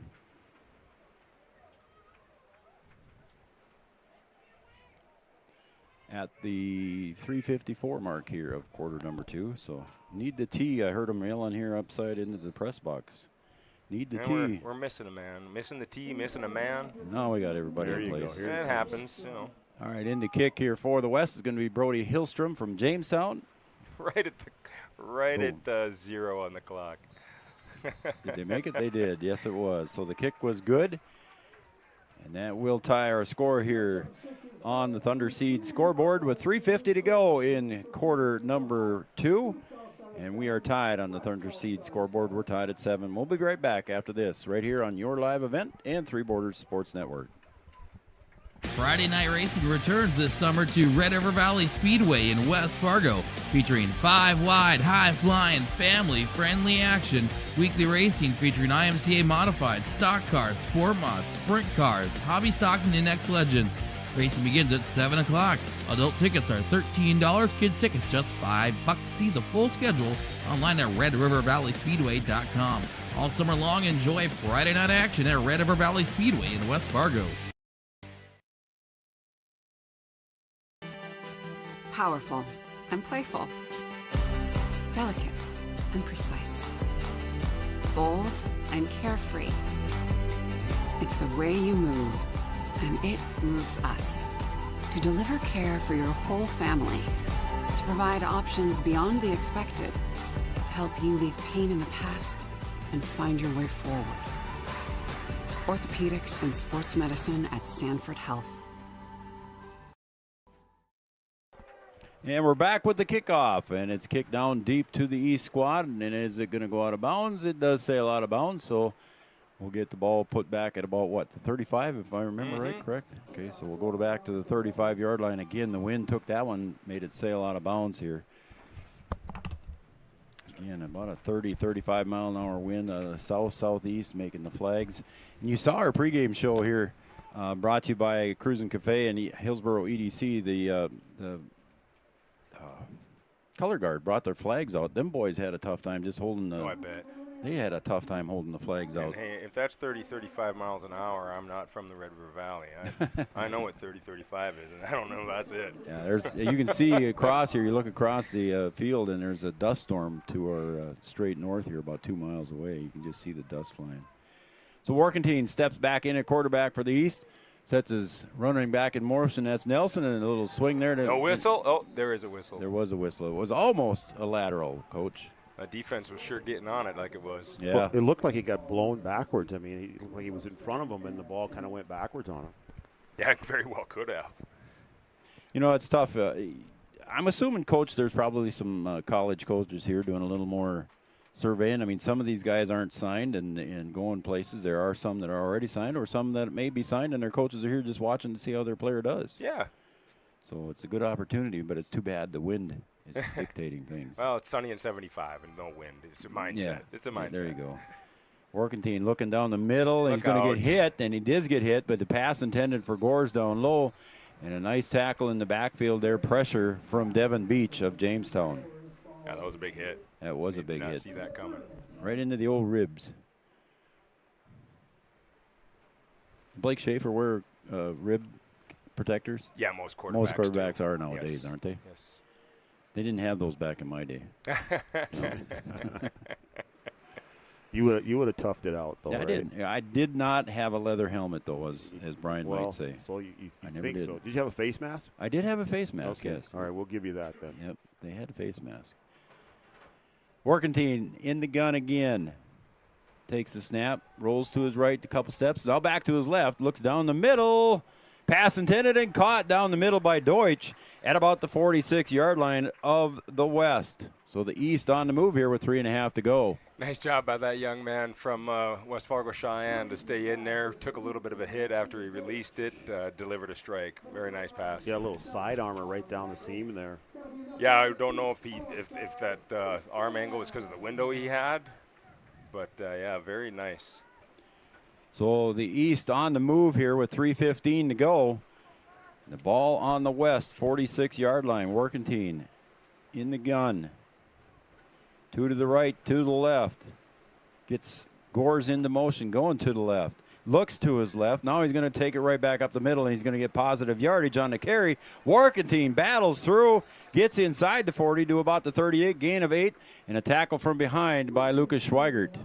Good play. Yeah, I thought he was going to ship that thing to the right to Gores and then just took off, looked at him, and then took off up the middle. Yeah, I saw nothing there. It looked like that was his primary. Saw nothing and then pulled it down. And young man knows how to run with the football. Clock continues to run. 2:36 and counting. 2nd and 2. East taking a little bit longer time than they probably wanted. The play clock down to 12 seconds. Again, not a lot of urgency right here with 2:20 to go. Oh, they got a timeout left. That's true. They've got two timeouts left. Workentine looks to his left, and nice little bubble screen there, and a pass completed over on the far side to Sam Strandell from Grand Forks Central, a name you're familiar with there too, Coach. Yeah, it's a tunnel screen, and very, very well run, I thought, right there. To make that play go, you got to have a quarterback that's going to be able to deliver a strike right on the money. And he did. Very nice throw, very nice run after catch. Here I was getting nervous, and now the ball's on the 25 with 2 minutes to go. Yeah, plenty of time. See, that's when I'm up in the booth, Coach, watching your plays and calling your games. It's like, we're running out of time You'd here. like us to have a little more urgency, wouldn't you? Yeah. Workentine, again, 1 to the left, 3 to the right. 6 seconds on the play clock. He gets the snap. Over to Strandell again. Makes a nice move inside out. Gets down inside the 15 for first down. Sam Strandell from Central for the first down. Very good. Farmers Union Insurance first down. No, that's fine. Matching him up one-on-one to the short side of the field. Little hitch route. Outstanding. They're giving it to you. Might as well take it all day. So the throwing game is now in session. So a couple of nice completions from Workentine to Strandell for Grand Forks Central, and we're going to get a whole bunch of different receivers here. Strandell out for a breather. Workentine. We get a timeout here. Okay, I was wondering if the West was going to take a timeout here, either to discuss things or save a little bit of time. And they did. They took a timeout here on the Thunder Seed scoreboard with 1:17 to go. We're going to take a break here, and we'll be right back. We're tied at 7, but the East is threatening. Your first car. It might not have been perfect, but that didn't matter. You loved it because you worked hard for it. You took care of it, and it took care of you, your friends, and maybe that someone special. And through it all, we were there working with you, for you, to make sure it was a smooth ride. Then and down the road. Farmers Union Insurance. More choices, great rates, local agents. It's the concert event of the summer in the Brainerd Lakes area. Lakes Jam, June 22nd through June 25th at Brainerd International Raceway. R&J Broadcasting is the presenting sponsor. Experience Lakes Jam. For rock and rollers, the main stage features Tesla, Warrant, and Hairball. For country enthusiasts, John Party, Cole Swindell, Gabby Barrett, and Mark Wills. Experience watercross, drifting, and lawnmower racing. For on-site camping, lodging, and tickets, visit lakesjam.com. And Workentine steps back. He'll go to the left side, gets down, pushing himself down inside the 5 to about the 4. And the referee's looking to see if there's going to be time. There should be a timeout for the first down, shouldn't there? No, he's going to be just short, I think. See where they mark it. Just have another set. About the 4-yard line. Let's see what they do. Did they call it a first? The clock is winding, and now they're going to signal the clock to stop with 52 seconds to go. And I think they're looking to see if it is a first down. To me, it looks like a first down from here, but now they signal first down. Okay. So he heard me. He did. Okay. Very nice play. Design quarterback draw. Get that kid doing what he does well. That's running the football. Workentine stands up at 6 foot, 185 pounds. He looks bigger than that up here. Yeah, I was wondering. Here it comes again. Let's try it again. And he gets in, steps into the end zone. Workentine on a 4-yard touchdown run with 40 seconds remaining here in quarter number 2. Can't stop it. You just go right back to it until they stop it. So a 4-yard touchdown run here by Workentine. And the East will kick the extra point. And I believe coming in to kick the extra point will be Gallagher again. And yes, it is. Workentine to hold. Again, no rushing. They can stand there and wave their hands. Try to deflect. Now watch this thing break at the end, guys. And back to the north it goes. Not as bad as it was in warm-ups, but the kick is good. And we'll take a break here on the Thunder Seed scoreboard with 40 seconds remaining. The East jumps out to a 14-7 lead. We'll be right back after this message. Wyndmere Auto, not just your auto parts service and repair shop, but your locally owned hardware store with a variety of seasonal items, garden items, pellet grills, a full line of sprayer parts, and so much more. Wyndmere Auto is also your Alto's mower parts and accessories dealer. New items are added daily, Check them out online at wymereauto.com. This is Chris from RDK Enterprises, your local precision planting dealer. Spring planting has been a trying time for everyone. Now is the time to take note of any issues you may have experienced with your planter while it's fresh in your mind. We can come out to your farm, walk the fields with you, and talk over these concerns and put a plan together. Programs are available to help you address any issues you might find in the performance of your planter. Before you put your planter away, call RDK. RDK Enterprises in Hillsboro, 636-219. All right, welcome back to Mayville State University. The East jumps out to a 14-7 lead. I'm understanding that the scorer is backwards on our screen right now, Brian. Yeah, the score on the screen is West 14, East 7, and it's actually East 14, West 7. The line drive kick goes right into Clay Heimer's belly, and he'll take it out of bounds there at about the 35, 36-yard line. So, yeah, we'll get the scoreboard straightened out at halftime there. Mark will get that figured out for us. So we'll, but right now it is East 14, West 7. So the East has scored 2 touchdowns here in the first half. 35 seconds left to go here, Coach. A couple of timeouts left for the West. They got a chance they could do something. Yeah, see, they got the win. See if they throw up a couple of plays. It might be based off of what they do on first down here. And I would say that's probably what it's going to depend a lot on. Is coming out is Jungers again for the quarterback position, and standing beside him in the backfield is going to be Caleb Rist. And Rist will be off to his left. He's got 2 receivers wide left and 2 receivers wide right. He's going to step back and throw, and he's going to look, and he's going to roll to his right, and he's going to pull it down and make a run for it, and he'll get out of bounds at about the 39-yard line. I don't think he quite made it to the 40. With 26 seconds remaining. So positive yardage, just not as far as they probably wanted on first down. It'll be 2nd and 7. Junger's got the signal, and he's going to, it's like pretty much the same formation here. 2 to the left, 2 to the right.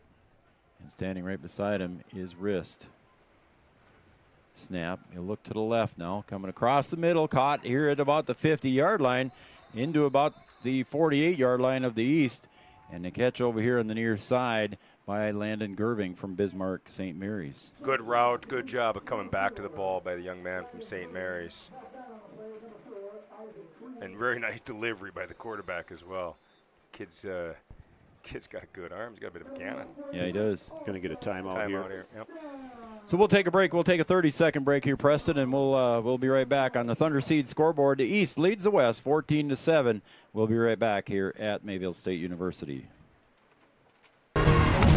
When it comes to my child and the sports they love, I want them to be ready for their moment. So to fuel their bodies and their potential, I choose an authentic source of protein that has the nutrients they need to succeed and a taste they already love. With one simple ingredient: beef.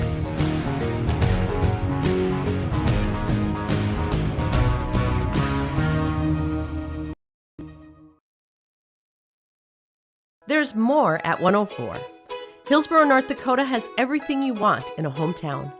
Business opportunities, great jobs, and a top-notch school. Shovel-ready lots for your next idea. Great jobs in manufacturing, healthcare, and agriculture. An excellent education for your kids with small class sizes and lots of school spirit. Plus easy access to I-29 and the conveniences of North Dakota's largest cities. Build your future in Hillsboro and see why there's more at 4.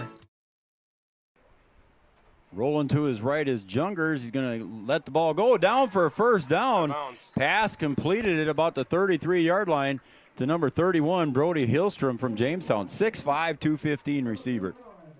Yeah, just wide open there on the outside. Try to get a little extra yards. Worked his way out of bounds. Clock will stop. 10 seconds left now. Took some time off the clock, but a good job by the quarterback to keep that play alive. You know, they stayed in that cover 4 that they've been in all game long and kind of protecting everything over the top, so it's hard to take the top off the defense.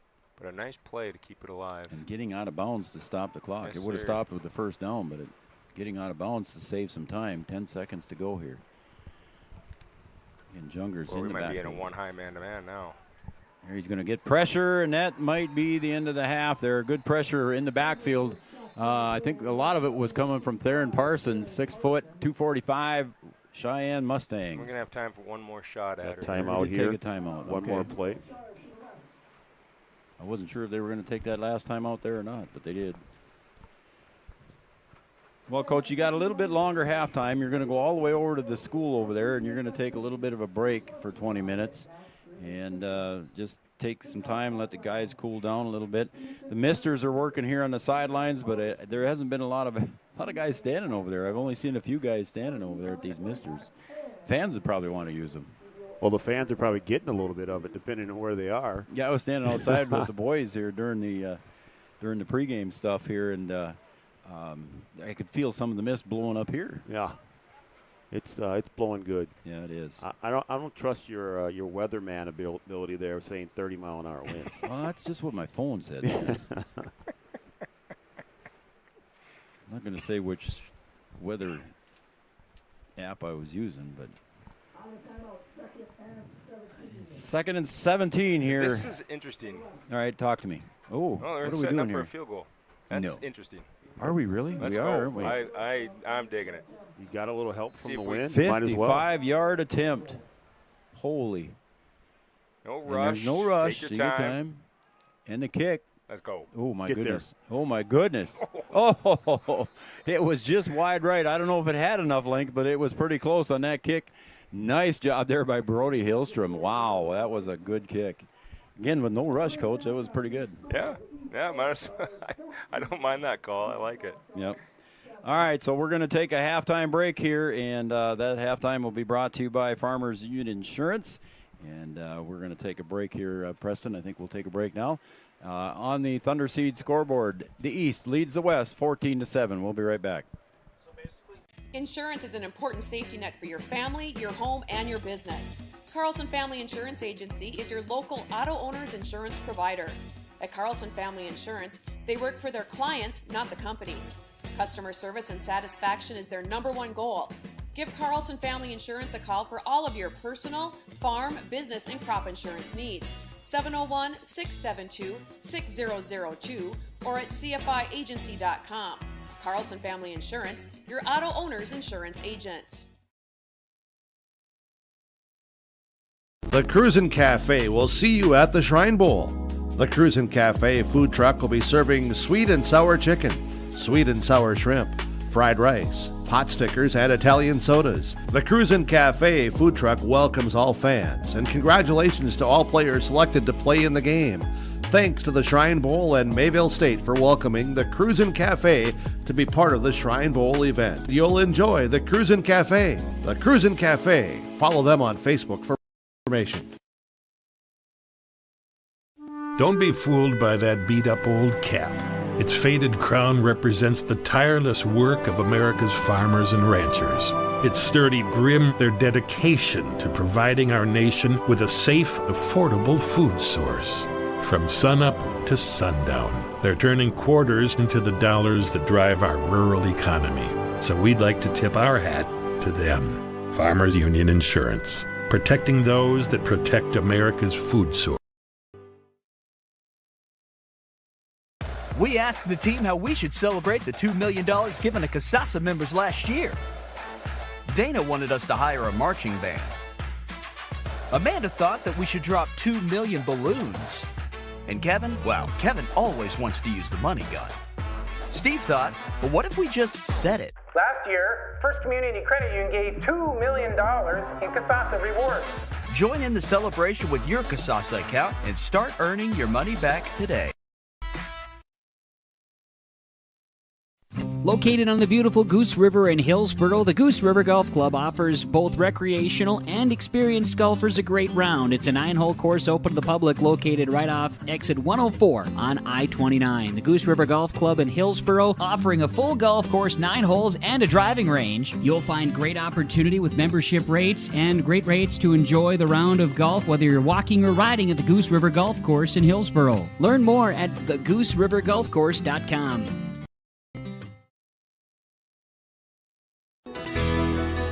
Congratulations to Hillsboro's Central Valley's Barrett Willison, Jace Leshik, and Parker Gallagher on being selected to the North Dakota Shrine Bowl 11-man East team. The Hillsboro Central Valley schools and Borough teammates are proud to have you representing your schools and community. Thanks for being a Borough. The Hillsboro Central Valley schools wish all families a safe and fun summer. All students are encouraged to participate in their school and community events.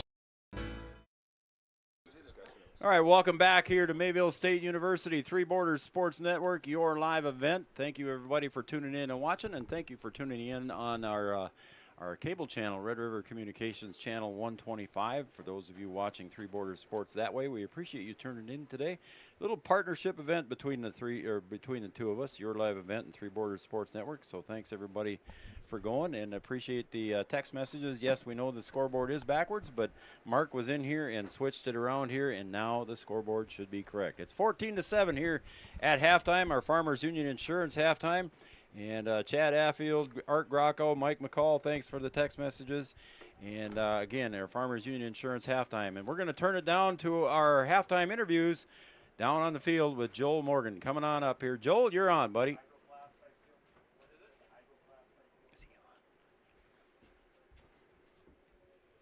Lon, why don't you tell us what your title is? I'm MSU Foundation Executive Director here, but I'm also the Shriner and the liaison for the game. All right, and we're talking to Dr. Bryant. Why don't you tell us what your role is here? Yes, sir. I'm the president at Mayville State University. All right, so this is a big event for you guys. Mayville State has always had the opportunity to host the camps for the Shrine game, and then they would go into Fargo or other venues and play. This year, you guys get to host. What has that experience been like for both of you? It only seemed natural to us that we should try the game and see if we can handle it. We're a smaller town, so we had some obstacles to get over, but I think we've done that pretty well, and we're hoping to become North Dakota Shrine Town next year, too. And what have you think of the experience so far? You know what? It's wonderful having students from all across our state and their families come to Mayville, North Dakota, and they've been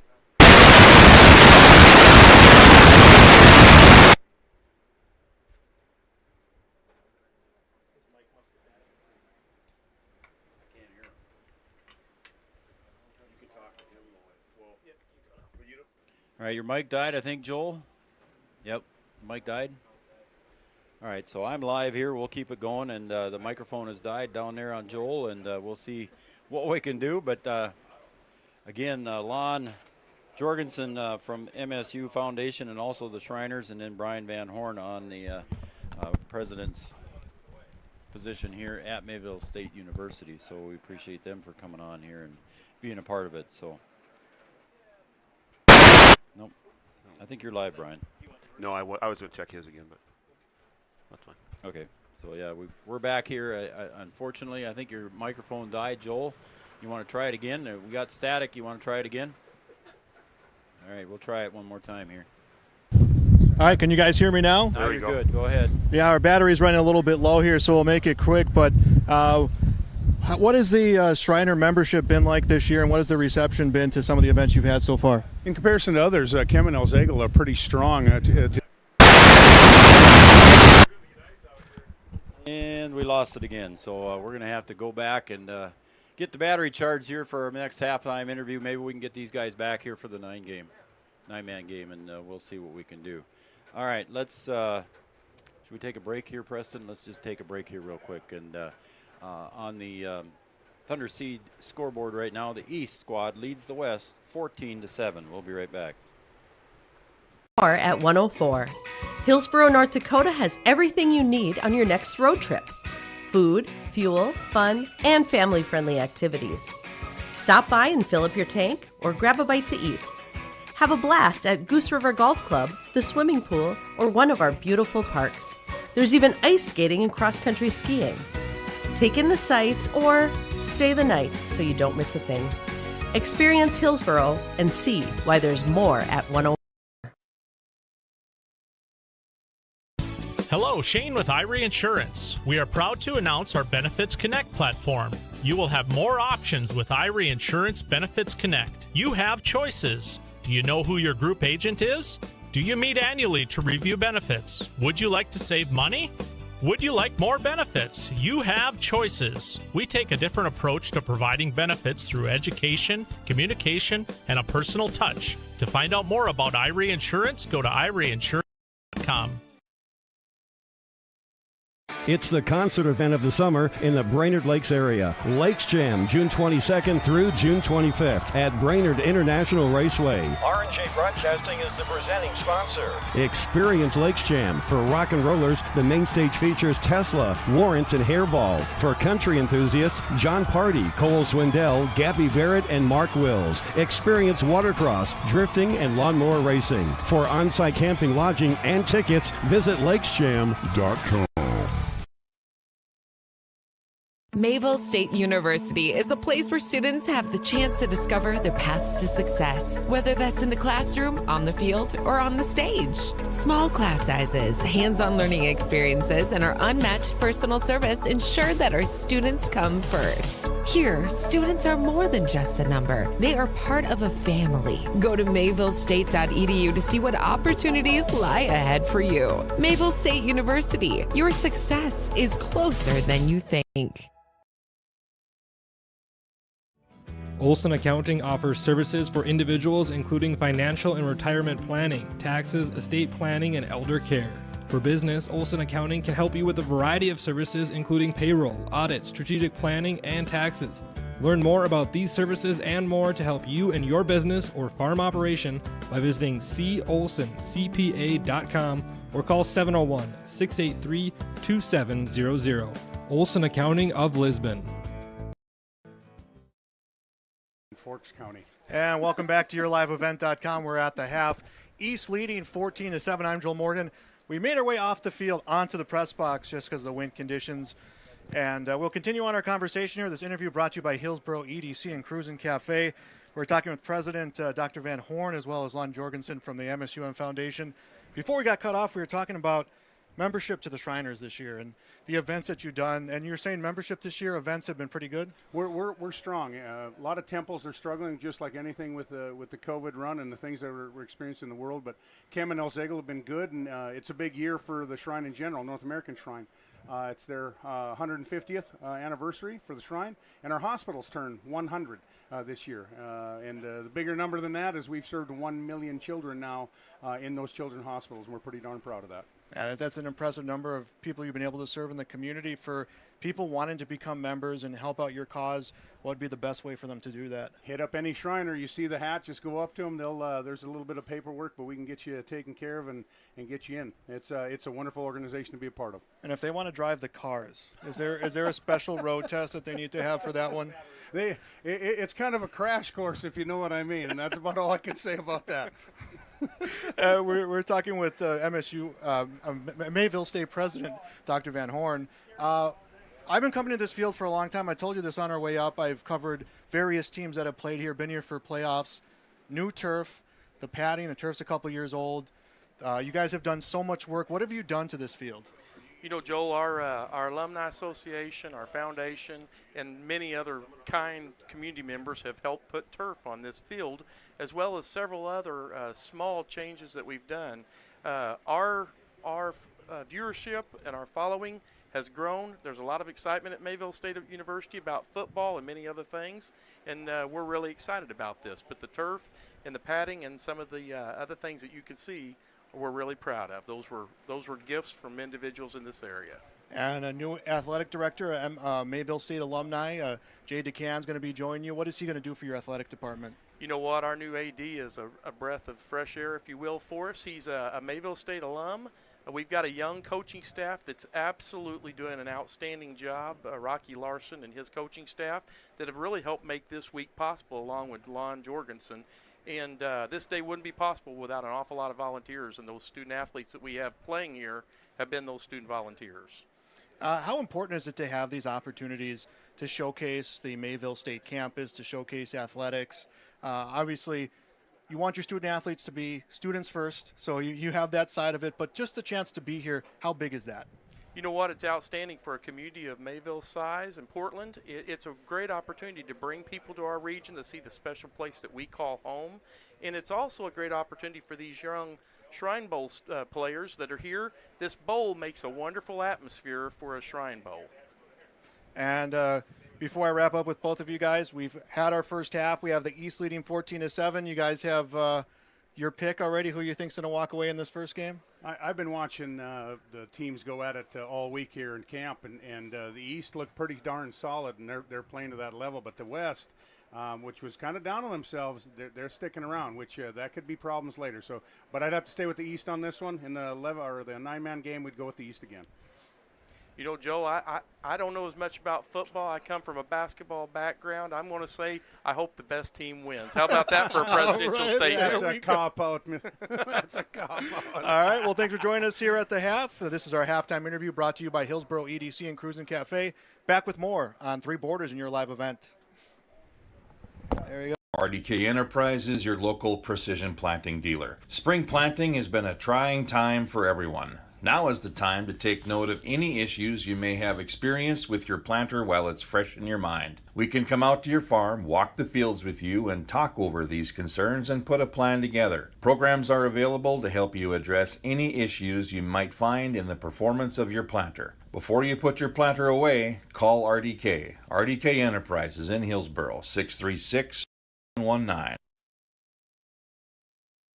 Friday Night Racing returns this summer to Red River Valley Speedway in West Fargo, featuring 5-wide, high-flying, family-friendly action. Weekly racing featuring IMCA modified, stock cars, sport mods, sprint cars, hobby stocks, and index legends.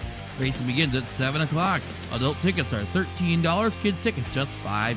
See the full schedule online at RedRiverValleySpeedway.com. All summer long, enjoy Friday night action at Red River Valley Speedway in West Fargo.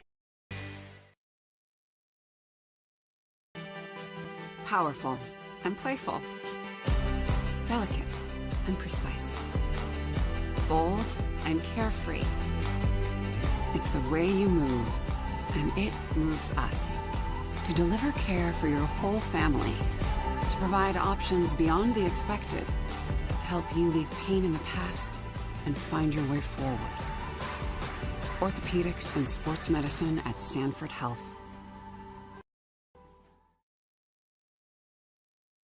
Your first car. It might not have been perfect, but that didn't matter.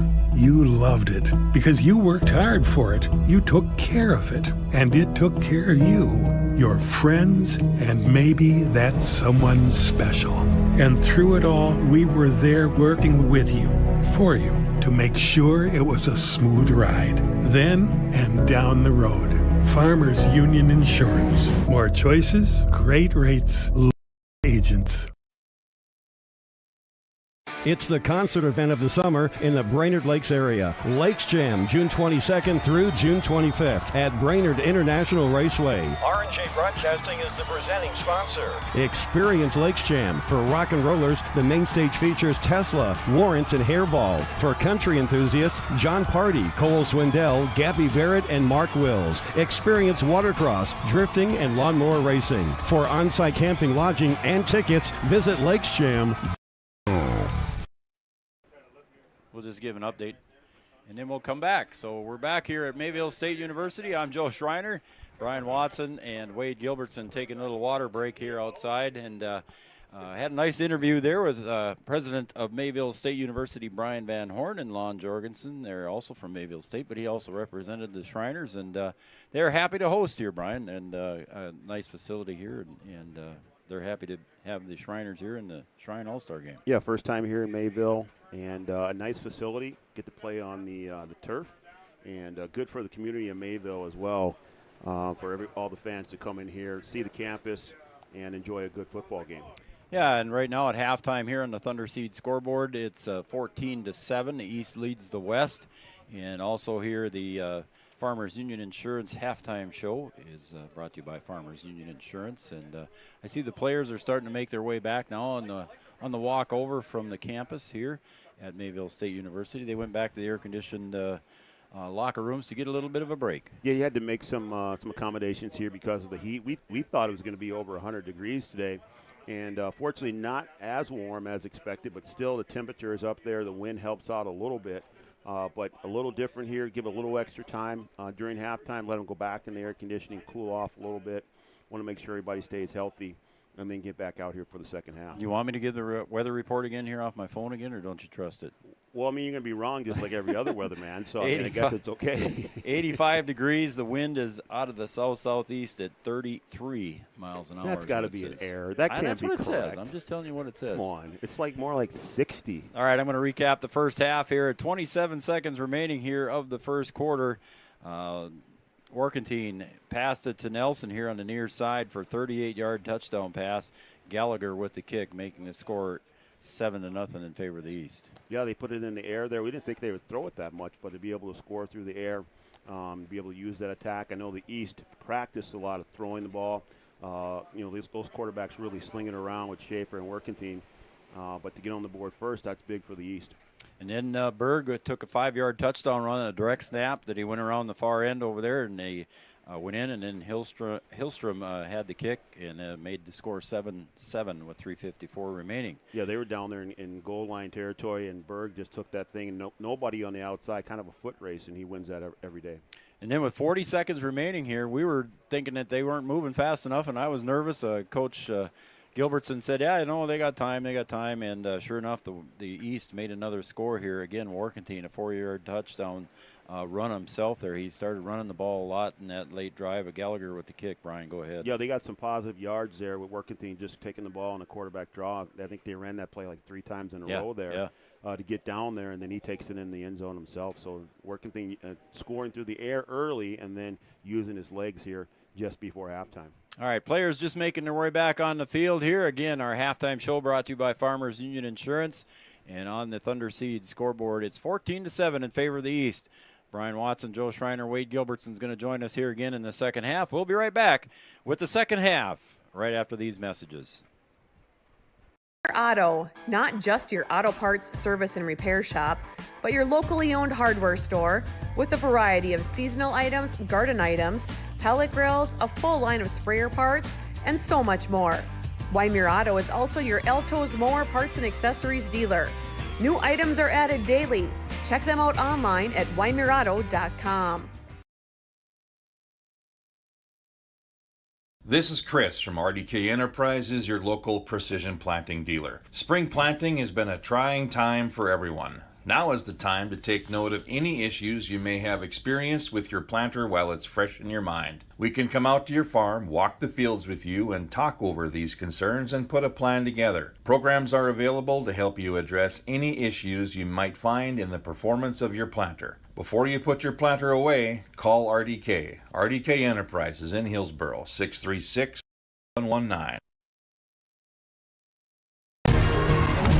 When it comes to my child and the sports they love, I want them to be ready for their moment. So to fuel their bodies and their potential, I choose an authentic source of protein that has the nutrients they need to succeed and a taste they already love. With one simple ingredient: beef.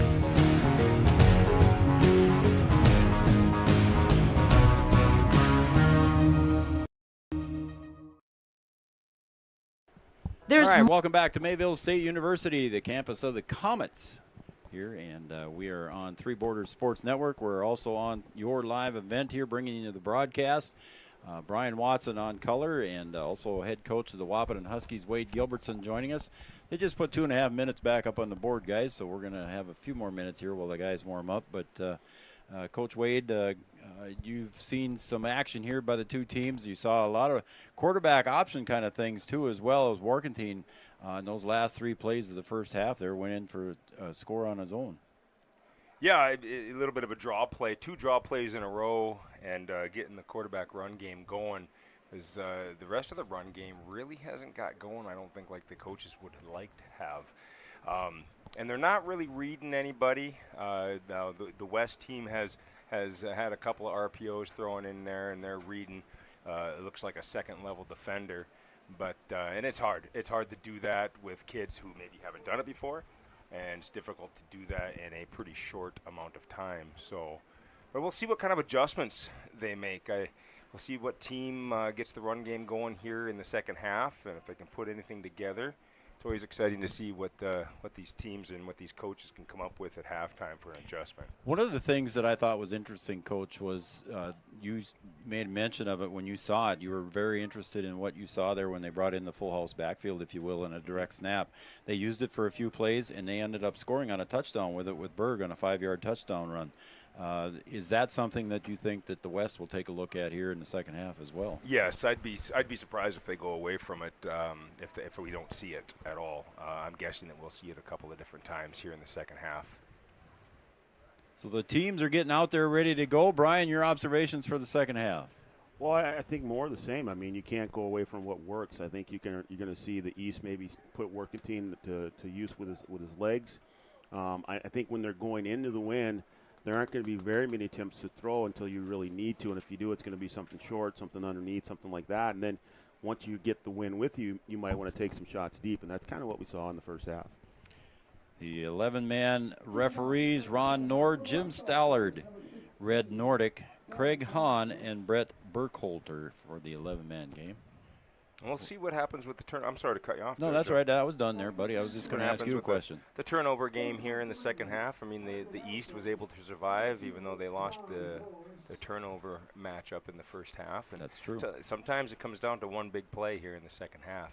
And the East did defer here to the second half, so they're going to receive. And in for the kickoff for the West is going to be Ben Mansmith from Bismarck Century. Holding his finger on the ball to keep sure it stays in place is Caleb Rist. And the kickoff by Mansmith. He's going to kick it down deep to the near side. Down into the corner it goes.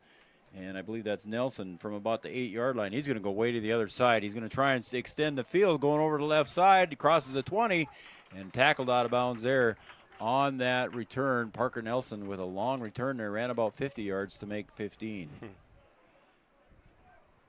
Good pursuit there by the West kickoff team. Yeah, good contain, good pursuit. Not let him break that outside. You know, and a lot of times, Coach, your athletes, you want those guys on the team. You don't want them getting hurt, but yet sometimes you have to use some of your better athletes. So some of these guys may have already played special teams on their own teams. I'm guessing so, depending on what schools they come from.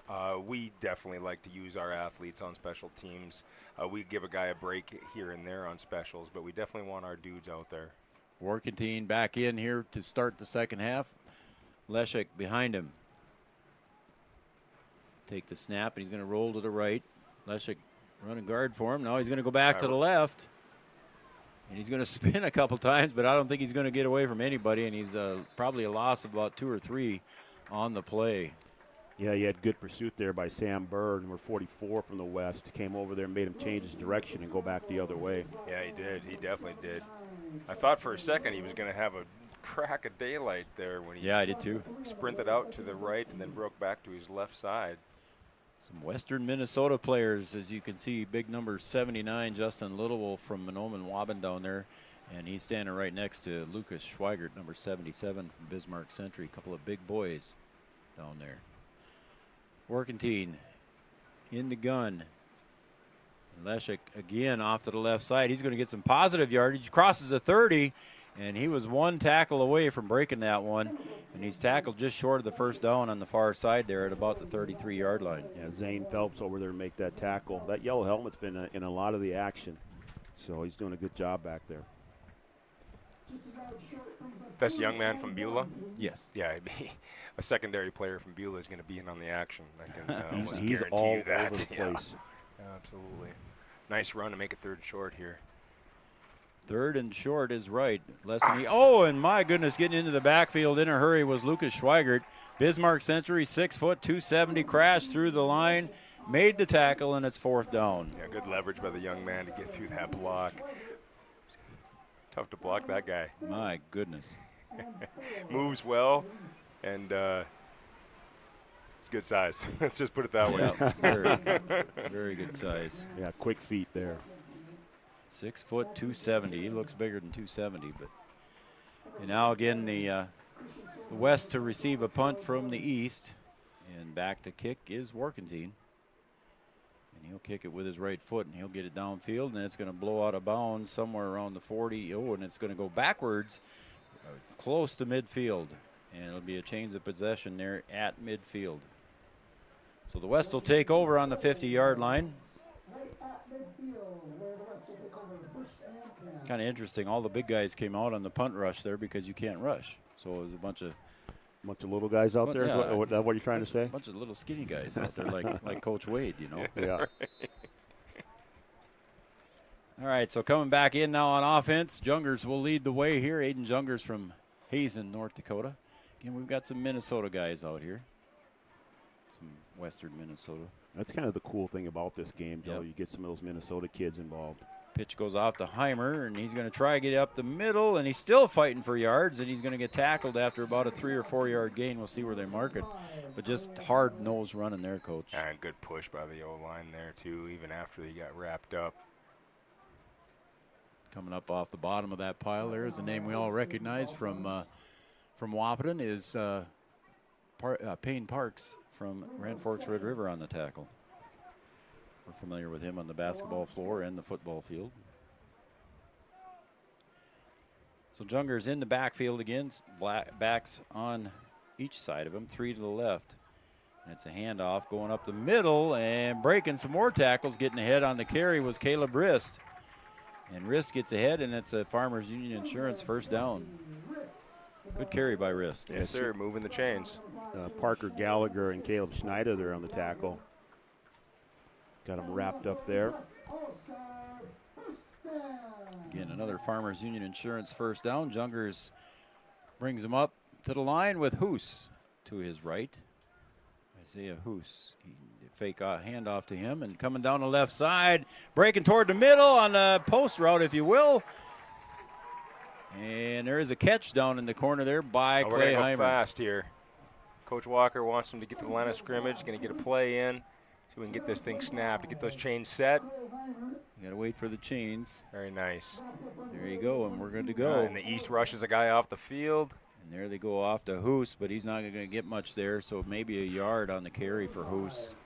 You like that, huh, yeah, Coach? Good call to get it going up tempo there after the big play. A really good pull by the quarterback from Hazen. Good read at the second level to deliver a strike there on that post. Now we look like we might go with this this loaded backfield here. Looks like we're going back to that play again. Little wildcat maybe. Yeah, with Berg in there again. Troy Berg from Dickinson, 5'9", 170. He's lined up behind the center. And now we got a timeout on the floor, so we'll take – I guess it's not a floor. It's not basketball. No, it's not. Why did I say that? It's okay. It's okay. Timeout on the field. I expected one. So well, there's my one. There's the one. I'm done for the day. There we go. You're done. I can't do anymore. Yeah. No more screw-ups for Joe. All right, we're going to take a quick timeout, guys. We'll just keep it here for now there, Preston, and we'll just chat about it a little bit. Again, you saw the full house backfield, the Wildcat, if you will, come out, Coach, and you like that call. Yeah, and I like that they went tempo right there. Yeah, tempo too, yep. It's worth a shot anyway. They did have a guy for the East rushing off the field. Don't know if that was the 11th guy or the 12th guy coming off, but there was no flag on the play. So it might have been a little confusion. Yep. And you can play with 10, right? You just can't play with 12. Yeah. So if you've got 10, there's no flag, right? Yep. Okay. And so, yeah, they tried to change the tempo up a little bit to catch him off guard. And now we'll go back to a little bit of power football here, I'm guessing. All right, we got the scoreboard changed, so that's correct now for everybody, East and West. Thanks for the text messages, everybody, and appreciate that. Brian, what do you think we're going to see here when we come back? Well, let's see if they come back with the same formation. And it is Berg in the backfield. Yeah, Berg. You got Burr back there. And Hoos. Sam Burr from Mandan. He's the big guy up front. They went right with this the last time. And there it's a little handoff to Hoos. That didn't work very well. Everybody got tripped up on that one. Hoos falls down at about the 6. Yeah, it looked like the quarterback and the running back with their mesh got their feet crossed up.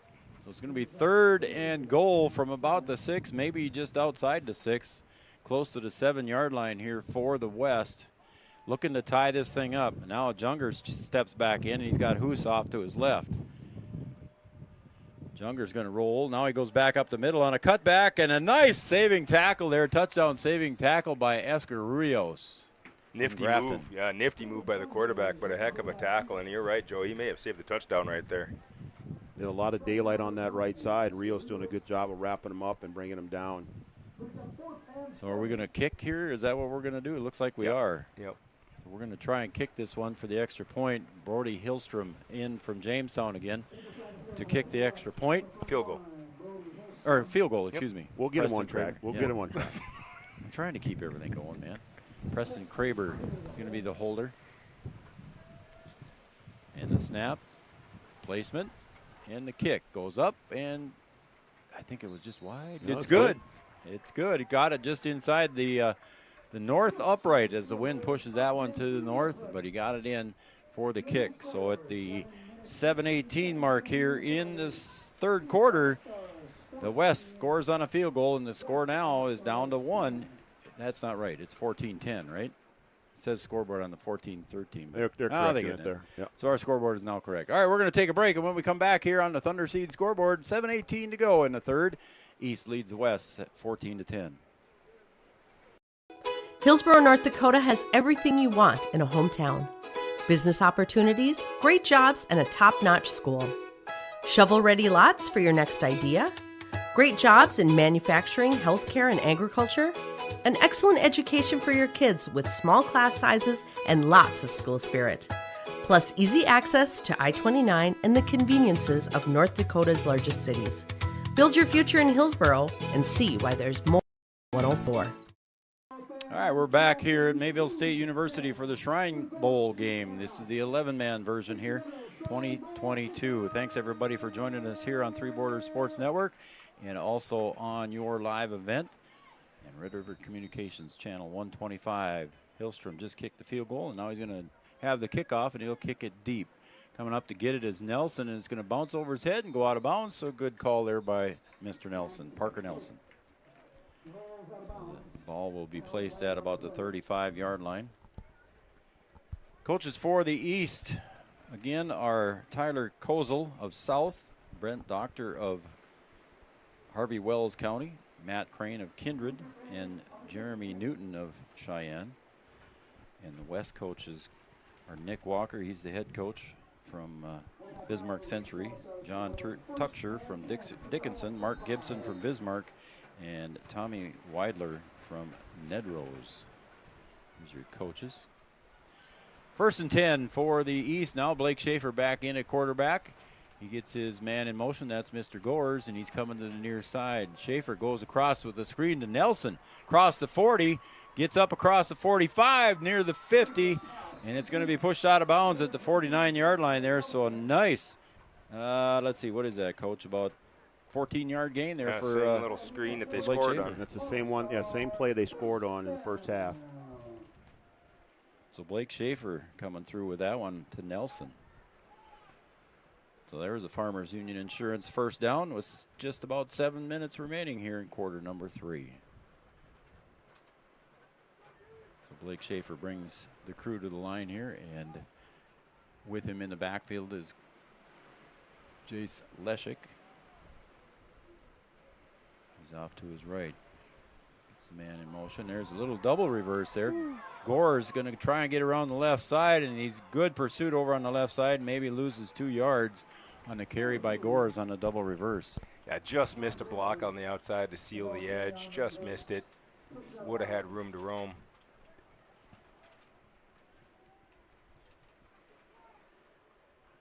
Given good pursuit over on the other side, I think, was Sam Burr. That's Sam Burr over there, yeah. So good pursuit by Burr over there. Not falling completely for that double reverse. A lot of penetration in there. A lot of white shirts in the backfield. Yeah, that was good effort just to get it to 2nd and 10 here, or 2nd and 12. Excuse me. It was good effort to get it back to where it was. Again, Schaefer in the backfield, standing up in front of him. Sadler. Draw play here, just maybe a carry of about 2 yards, bringing it forward for the East squad is Leshik from Hillsborough Central Valley. Yeah, just tough to get anything around the outside on just a direct sweep or anything like that. The pursuit's so good with some of these athletes, just tough to turn that corner. Yeah, that looked like that was ISO designed to go straight inside, and he bounced it outside. Not much out there. Good pursuit, and everybody out here is going to be a good athlete. They're all going to have good size, and they're all going to have good feet and going to have speed. Tate and Vondra coming off the field there. Get a breather as it's 3rd down and about 10 for the East. Schaefer. Cepeda. No, that's Nelson over on the other side there. There's a pass, and it goes right into the hands of the Defensive back on that one is Caleb Schneider from Devil's Lake making the interception, and he was just a little bit inside instead of going outside. Should have went out the outside shoulder a little bit. I'm not going to blame the wind on everything. Yeah, it looked like it was designed to go outside to the young man from Grand Forks Central. Looked like he was just going to the sticks and turning around and catching the football and fall backwards for a first down, and the ball went way too far inside. You want to throw that ball to the outside and protect your receiver from that defensive back, and we threw it right to the defensive back. So 5:46, a turnover here by the East squad. Brings up 1st and 10 for the West here. And Tanner Monette comes in now from Turtle Mountain to quarterback for the West squad. 1st and 10 from the 41. Low snap. He had to pick it up off the turf, and that's about all he could do with it. And covering it up in the backfield there was Taryn Parsons. You thought maybe they were going to leave that one on the carpet. He had a tough time picking that ball up, but still able to get it, but nowhere to go. And East will drop him for a loss here. So we're under 5.5 to play here in quarter number 3. And over here, split out wide for the West is going to be Brody Headley. Monette takes the snap, gives it off to Hoos, and he gets it up forward. Maybe a carry of 2. That boy hits the line. He hits it hard, Wade. Yeah, he's a tough runner. Yeah, Dean Vetter in there to make that stop right up the middle there. So not much of a gain on that one. It's going to be 3rd and about 13, 14 to go here. Again, Monette steps back in the gun. Standing behind him in the backfield is Caleb Rist from the Lac Burlington. Now he's off to his right side. Snap goes back to Monette. Again, a low snap. He's going to throw it across the middle. Man. And he did. Nice catch across the middle on the pass to Kraber from Jamestown. Nice pass, Monette to Kraber. Yeah, nice catch by that young man with the defender draped over the top of him.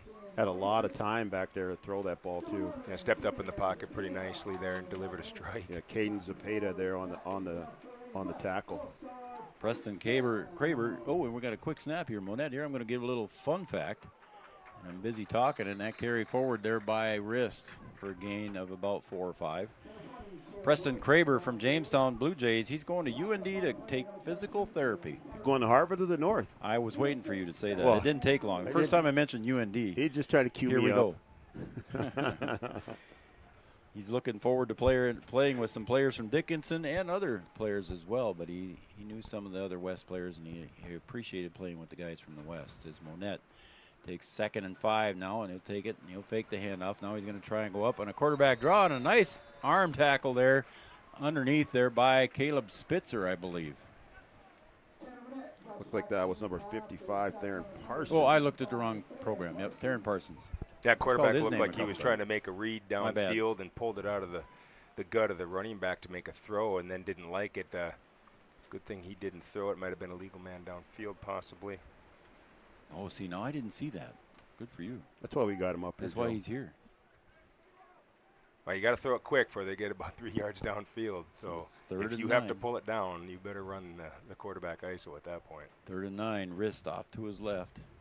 2 receivers right, 2 receivers left, and there they go. And pressure into the backfield again, and I don't think Monette had a chance on that one. He didn't even have a chance to look downfield as there's pressure. No, number 17, Payne Parks, in there right away. So Parks out of Grand Forks Red River in there in a hurry, making it difficult. Yeah, that time 3rd and long, they tried to drop back and pass again, and the East really brought the pressure that time. Yeah, I also well done. I also saw Josh Yon in there as well from Thompson. So now we're going to punt again. Again, no rush by either side of the line, so they got to wait. And we got to get our 11th man out there and hustling out to take that last spot as Rist. Now they're good to go. And Van Smith to the kick. And Looks like they still only have 10. That's going to bounce at about the 8, and does it go in? Yes, it does. I believe it went in. I got to look around the door here. And it is a touchback here for the West, so they're going to get the ball at the 20-yard line. That ball kicked straight up in the air and just carried all the way down there. And just a fast bounce right into the end zone there. Yeah, that breeze out of the south-southeast is pretty stiff today. My phone says 33, so I'm going with 33. We're not even listening to you right now. All right, okay. I'm just gonna tell you. All right. Preston, what do you think? Poor people that want to be at the lake in the next couple of days. Oh, my goodness. Probably some whitecaps out there. Say there's a few. I don't think anybody's out fishing. Workentine back in now for the East. Ball at the 20-yard line, 1st and 10. Takes a snap, looks to the right on a quick screen over here to the near side. Pass complete, but only a gain of about 2 yards to Alex Erickson of Harvey Wells County. And then Burr in there on the tackle, and then also Ben Mansmith in there helping him out. Yeah, good rally to the ball there by the West team. I thought they had a little bit of something set up there if he could have cut it back inside. Yep. 2nd and 8 now for the East squad. Also on the defensive line for the West, I see Devin Beach down there trying to call out some of those big guys' names down there. Also see down there Tyler Johnson of Minot. Drop some names for the folks watching back home. There's a keeper there by Workentine. He gets head on there, maybe gets across the 25. Carry of about 3 yards. It'll be 3rd down. Got Burr in there again on the tackle. Yeah, that's a linebacker filling a hole pretty quickly. Yeah. On a play there was a seam there. They were in business right there. Isaac Felke in there as well. Yeah, he just went unblocked and came up and filled that hole very nicely. So we're under a minute to play here in quarter number 3. 3rd down and 4 for the East. They'd like to convert here and keep the ball in the backfield with Workentine is Nelson. He's split out wide. He's going to the left, but they're going to look down on the near sideline. Strandell couldn't quite catch up to it. Throwing that one straight into the heart of the wind there, and just couldn't quite get to it with Strandell trying to make a sprint to catch up to it. Yeah, we even overthrew him. That's a good-looking football. Yeah, that's a tight spiral on that one. You wouldn't think that he'd be able to overthrow him in this wind, but laid it out there. Thought maybe it was just going to get blown back to him. Yeah, it just pushed it a little bit to the inside. I mean, it was a well-thrown ball, but pushed it a little bit to the inside, that wind did, and didn't give the young man from Grand Forks Central a chance to run underneath of it. So Workentine's back to punt on the defense for that side. There is defending Strandell was Christian Solberg, and he's from Detroit Lakes. He's going to go back in punt formation to receive, and is kicked to Berg's side, but this time it bounces just inside the 50 and a roll down inside to about the 43-yard line with 27 seconds remaining here in quarter number 3. So some positive yardage on the punt that time. It didn't blow out into the north 40 over here. West got to be careful on those punts there. That ball's going to come down and hit somebody in the back and be a yes. live ball there. I did see that earlier, too, where one of the players had to just basically dive to get out of the way. Yeah, we teach our guys to get to the nearest sideline when you hear that poison call. Let's see if the West decides to take a shot here if they've got the wind. Kind of with the third wind, quarter. Yeah. Yep. It'll be their last chance to do so, I think. And there's a run on the near side. That's going to be wrist.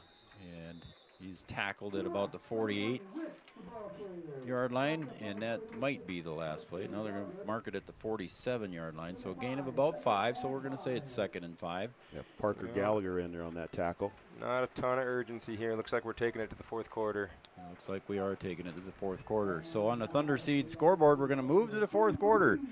For your live event, Three Borders Sports Network, Brian Watson, Wade Gilbertson, I'm Joe Schreiner. We'll be right back after these messages. Insurance is an important safety net for your family, your home, and your business. Carlson Family Insurance Agency is your local auto owner's insurance provider. At Carlson Family Insurance, they work for their clients, not the companies. Customer service and satisfaction is their #1 goal.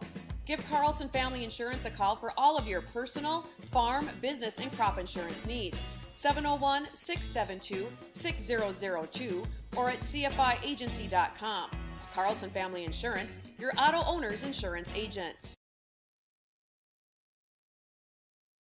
The Cruisin' Cafe will see you at the Shrine Bowl. The Cruisin' Cafe food truck will be serving sweet and sour chicken, sweet and sour shrimp, fried rice, pot stickers, and Italian sodas. The Cruisin' Cafe food truck welcomes all fans, and congratulations to all players selected to play in the game. Thanks to the Shrine Bowl and Mayville State for welcoming the Cruisin' Cafe to be part of the Shrine Bowl event. You'll enjoy the Cruisin' Cafe. The Cruisin' Cafe. Follow them on Facebook. For information. Don't be fooled by that beat-up old cap. Its faded crown represents the tireless work of America's farmers and ranchers. Its sturdy brim, their dedication to providing our nation with a safe, affordable food source. From sunup to sundown, they're turning quarters into the dollars that drive our rural economy. So we'd like to tip our hat to them. Farmers Union Insurance, protecting those that protect America's food source. Welcome back to Three Borders Sports Network, your live event, Mayville State University, the Shrine Bowl 11-man game, and we're ready to go here. It's second and about 5 for the West. And on the carry, wrist comes to the near side. He's going to be tackled there, maybe a gain of 1, and a nice tackle there by the East, number 55. And we've mentioned his name a few times now as Taryn Parsons. Yeah, good pursuit from the from the other side there to run him down. I mean, a big guy moving there. Yeah. Taryn Parsons, 6 foot, 245 from West Fargo, Cheyenne. Yeah, he's a load to block. He's tough. He's got a motor too. Yeah.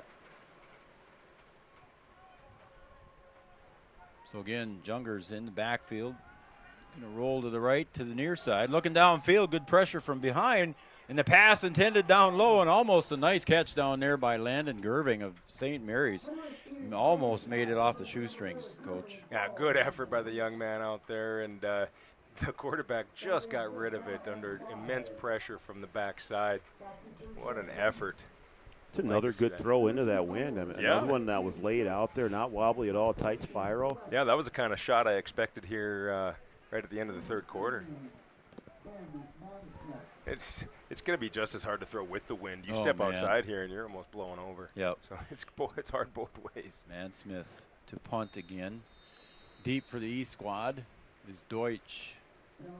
And I believe Gores as well. And we got a timeout here down on the field. Nope, too much time. There's too many men on the field. They got 12 on the field here. Oh, is there? For the white or for the West, yeah. Okay.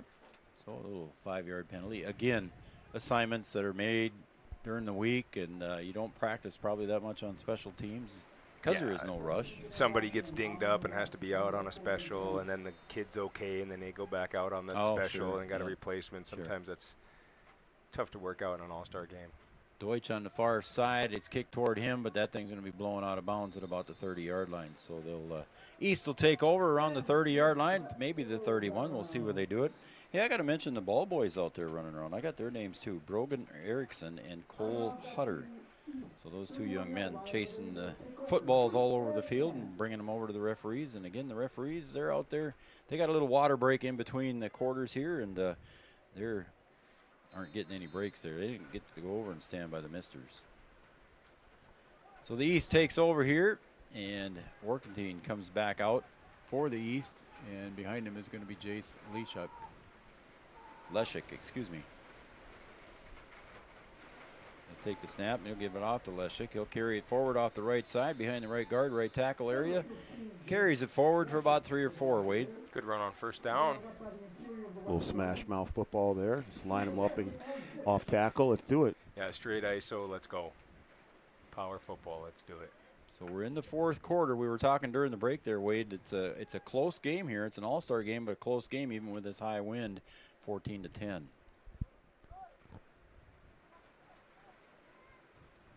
So again, Workentine brings him up. In the backfield behind him right now is Parker Nelson. The turn and hand off to Nelson right up the middle. Again, a little more smash mouth there, guys.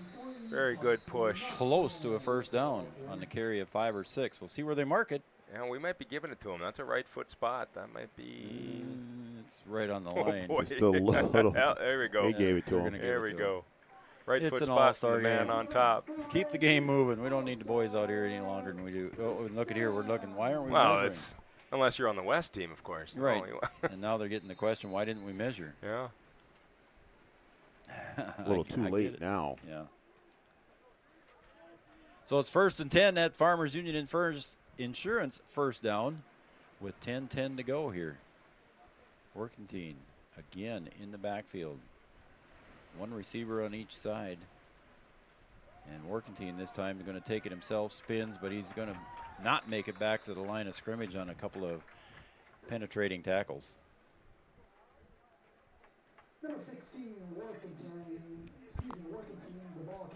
Yeah, I tried the quarterback ISO there, and I don't know, he might be they might be better off running that, going back to that draw play. I was going to say they're reading that one, though. 9:35 remains in regulation here. Are there overtime rules? Do they go overtime? Do you know, Wade? Oh, no, don't ask me. Oh, okay. Sorry, I I'm don't know not that well read up on it. I don't know that fact either here. If they go overtime in this game, it's I would a imagine it's a shortened quarter, if 4-point anything lead, at all. but yeah, if anything at all. There's a draw play right up the middle to Leshik, and he gets up across, maybe carries it forward for a gain of about 7. So nice carry. Good. Now it's manageable. Now we're 3rd and short, and it's again anything in the playbook. Wholesale defensive changes here for the West as we got a new defensive line and linebacker crew coming in. Number 66, Trenton Bertelson from Dickinson Trinity, trotting off the field. See if they, maybe a little play action if they got him set up for it here. Or maybe just more of the same smash mouth. Come back with that screen play that's been productive for him. Myself, I like the boot here. Especially out of the pistol here. I like it, maybe. Okay, we'll see what happens. Oh, everybody had the snap count but the center. I'm not going to say his name on the air. Everybody's moving but him. I won't say his name. We won't call him out. It's an all-star game. He's just happy to be here, right? Yes, sir. I think that was going to be that right up the middle quarterback draw. Yeah, it looked like it, didn't it? He was taking off. The way he was leaning. So Yeah, it looked like they were set up for that quarterback ISO, and it was just going to go big on big and wedge that thing for a first down. So false start called on the East. It'll be 3rd and about 9. And I'm pretty sure the East is going to kick it here. I don't think they give him that kind of field position. Although, as I say that, it is 3rd and 9. Third down, Joe. Come on, Joe. 3rd down. Stay with us. Three outs The of heat's baseball. not We're getting good. to me that bad yet. Workentine steps back a couple, looks to his right, and he's going to throw it down the far sideline. Strandell catches it off his back shoulder. They say it is a catch. What a catch over there by Sam Strandell, 195 pounds, 6'3". Yes, very nice. Strandell working over there on Christian Solberg. That ball thrown the back shoulder, just floating out of bounds there and able to turn around and make the catch and stay in bounds. Just doing even that. more important. I'm looking at the replay. Can't tell if he was out of bounds or not, but It was close. Went up and got it, a little Michael Jordan style. Yep. Guess where he's going to play football? He's a UND kid, isn't he? Yeah. Of course he is. I'm sorry, I mentioned it again. Hey, and you know what he did? You know what happened there, Joe? What's that? He got mossed. Oh, there you go. Good for him. I like the Randy Moss reference. I'm all right with that. Yep, going to UND to play football is Sam Strandell. There's a handoff to Nelson. He'll blast through there. Oh, my. Oh, and picked up in midair and dropped for the tackle, but not before Nelson picks up about 7 or 8. You can see who had him there. He just rose him right in the air. I couldn't see the number I couldn't see either. the number. Had him up on his shoulder. Huge hole that time on the left side of the line. Fullback picked up the linebacker. Outstanding run on first down. I don't know if you can see it on the replay there or not. Oh, sorry, Brian. I know he gets in the crowd there. I couldn't see him. Under 7.5 to go. The East looking to extend the lead. Now lead 14-10 here in the fourth quarter. 2nd and 2, so a carry of 8 by Nelson. He's in the backfield again with Workentine. Snap. Fakes the handoff. Going to roll to the right. Giving chase. Is he going to get the first down? He spins forward inside the 15, almost down to the 10. Workentine did that one all on his own, Coach. That might have been a broken play. Looked like he was looking to mesh. It might have been a boot, but it looked like he went to mesh, and there was nothing there.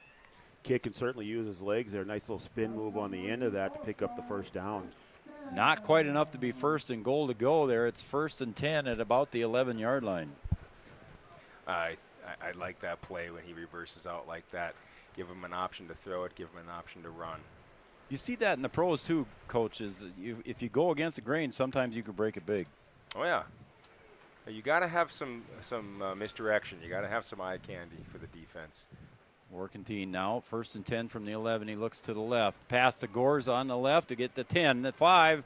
Couple West defenders there meet him and take him down at about the 6-yard line. So a gain of about 5. Yeah, Gore's just out there one-on-one and then trying to pick up whatever we can. Out there also running blocker for him out there was Alex Erickson of Harvey Wells County. But John Gores, 5 foot 655 pound from Shanley, one of the Deacons. So we're just approaching the 6-minute mark here. We're in the fourth quarter, 2nd and 4 for a first down. They can get a first down before they get the touchdown if they get it inside the 1. Workentine takes the snap, hands it off to Leshik. Leshik's getting met right up the middle. Couple of defenders there coming in and crashing for the West. I think one of them, Brian, was Sam Burr. He's a linebacker, that's for darn sure. Boy, Holy cow. boy. I like to have a couple of him. Oof. So that's going to bring up 3rd and 5. Straight downhill. Yep. 3rd and 5 now here as the East squad comes to the line. Workentine backs up a little bit here. Leshik behind him. Strong to the left. Leshik goes right up the middle. He had a whistle to stop the play. It wasn't a play clock thing. I don't know if there was a timeout taken or what was it, Coach? Did you see? No. Tough to see down on this end, didn't it? I know it was right at the snap. They blew the whistle, so I didn't. False start on the offense. I think they were trying to get something going fast. I think there might have only been 10 West defenders in there maybe. And the East might have been trying to get a quick snap in. At least they might have saw something defensively that they liked and wanted to try and take advantage of it. So it's going to be 3rd and 10 now with that 5-yard penalty. Ball at the 11 as it kind of rolls around from the wind. What do you like here, Coach? Well, we got 2 plays to get it. I like sprint out quarter. I like draw here. Get that quarterback moving. Workentine. You got 2 plays to get it. Looks to the left. There it is. There he's going to run. Now he's going to go to the right and look for a pass, and he does, but it's right into the hands and the defender. Are they going to come out? No, he doesn't. And an interception for the West there. Looked like he was gonna pull it down and run, and then once he broke out of the pocket, had the option to still throw it. And you can't blame him for trying to make a play. Right. You really can't. Christian Solberg from Detroit Lakes on the interception. But yes, great defense. That's a huge stop by the West. Now it was big, and he had a receiver there in the corner. I don't know. These guys don't get a chance to play together. I think maybe he felt like he was going to break back inside in front of him. And had a chance there to make it a 2-score game, and now we got something cooking for the West. Jungers puts it into the belly of Hoos. He's going to come around the near side. Nice tackle from behind. Maybe gets to the 24-yard line on that tackle there on the near side. Nice job of chasing that down to the backside. He definitely had further to go. Rios with the tackle. There's that sweep again. I'd been waiting for them to break a big one on that Buck sweep. So the West comes to the line again. We're under almost 4.5 to play here now. They've got to make something happen on this drive. Jungers takes the snap, drops back, looking across the middle. There it is across the middle, but just going to be past the outstretched arms there of the intended receiver, Landon Gerving. Yeah, Parker Gallagher there on the defense. Another one that just floats by, just a hair overthrown there. Yeah, it was a well-designed play going in the middle of the safeties there. The East has 2 timeouts left. The West has 3. I don't know if we're going to get a bad formation here.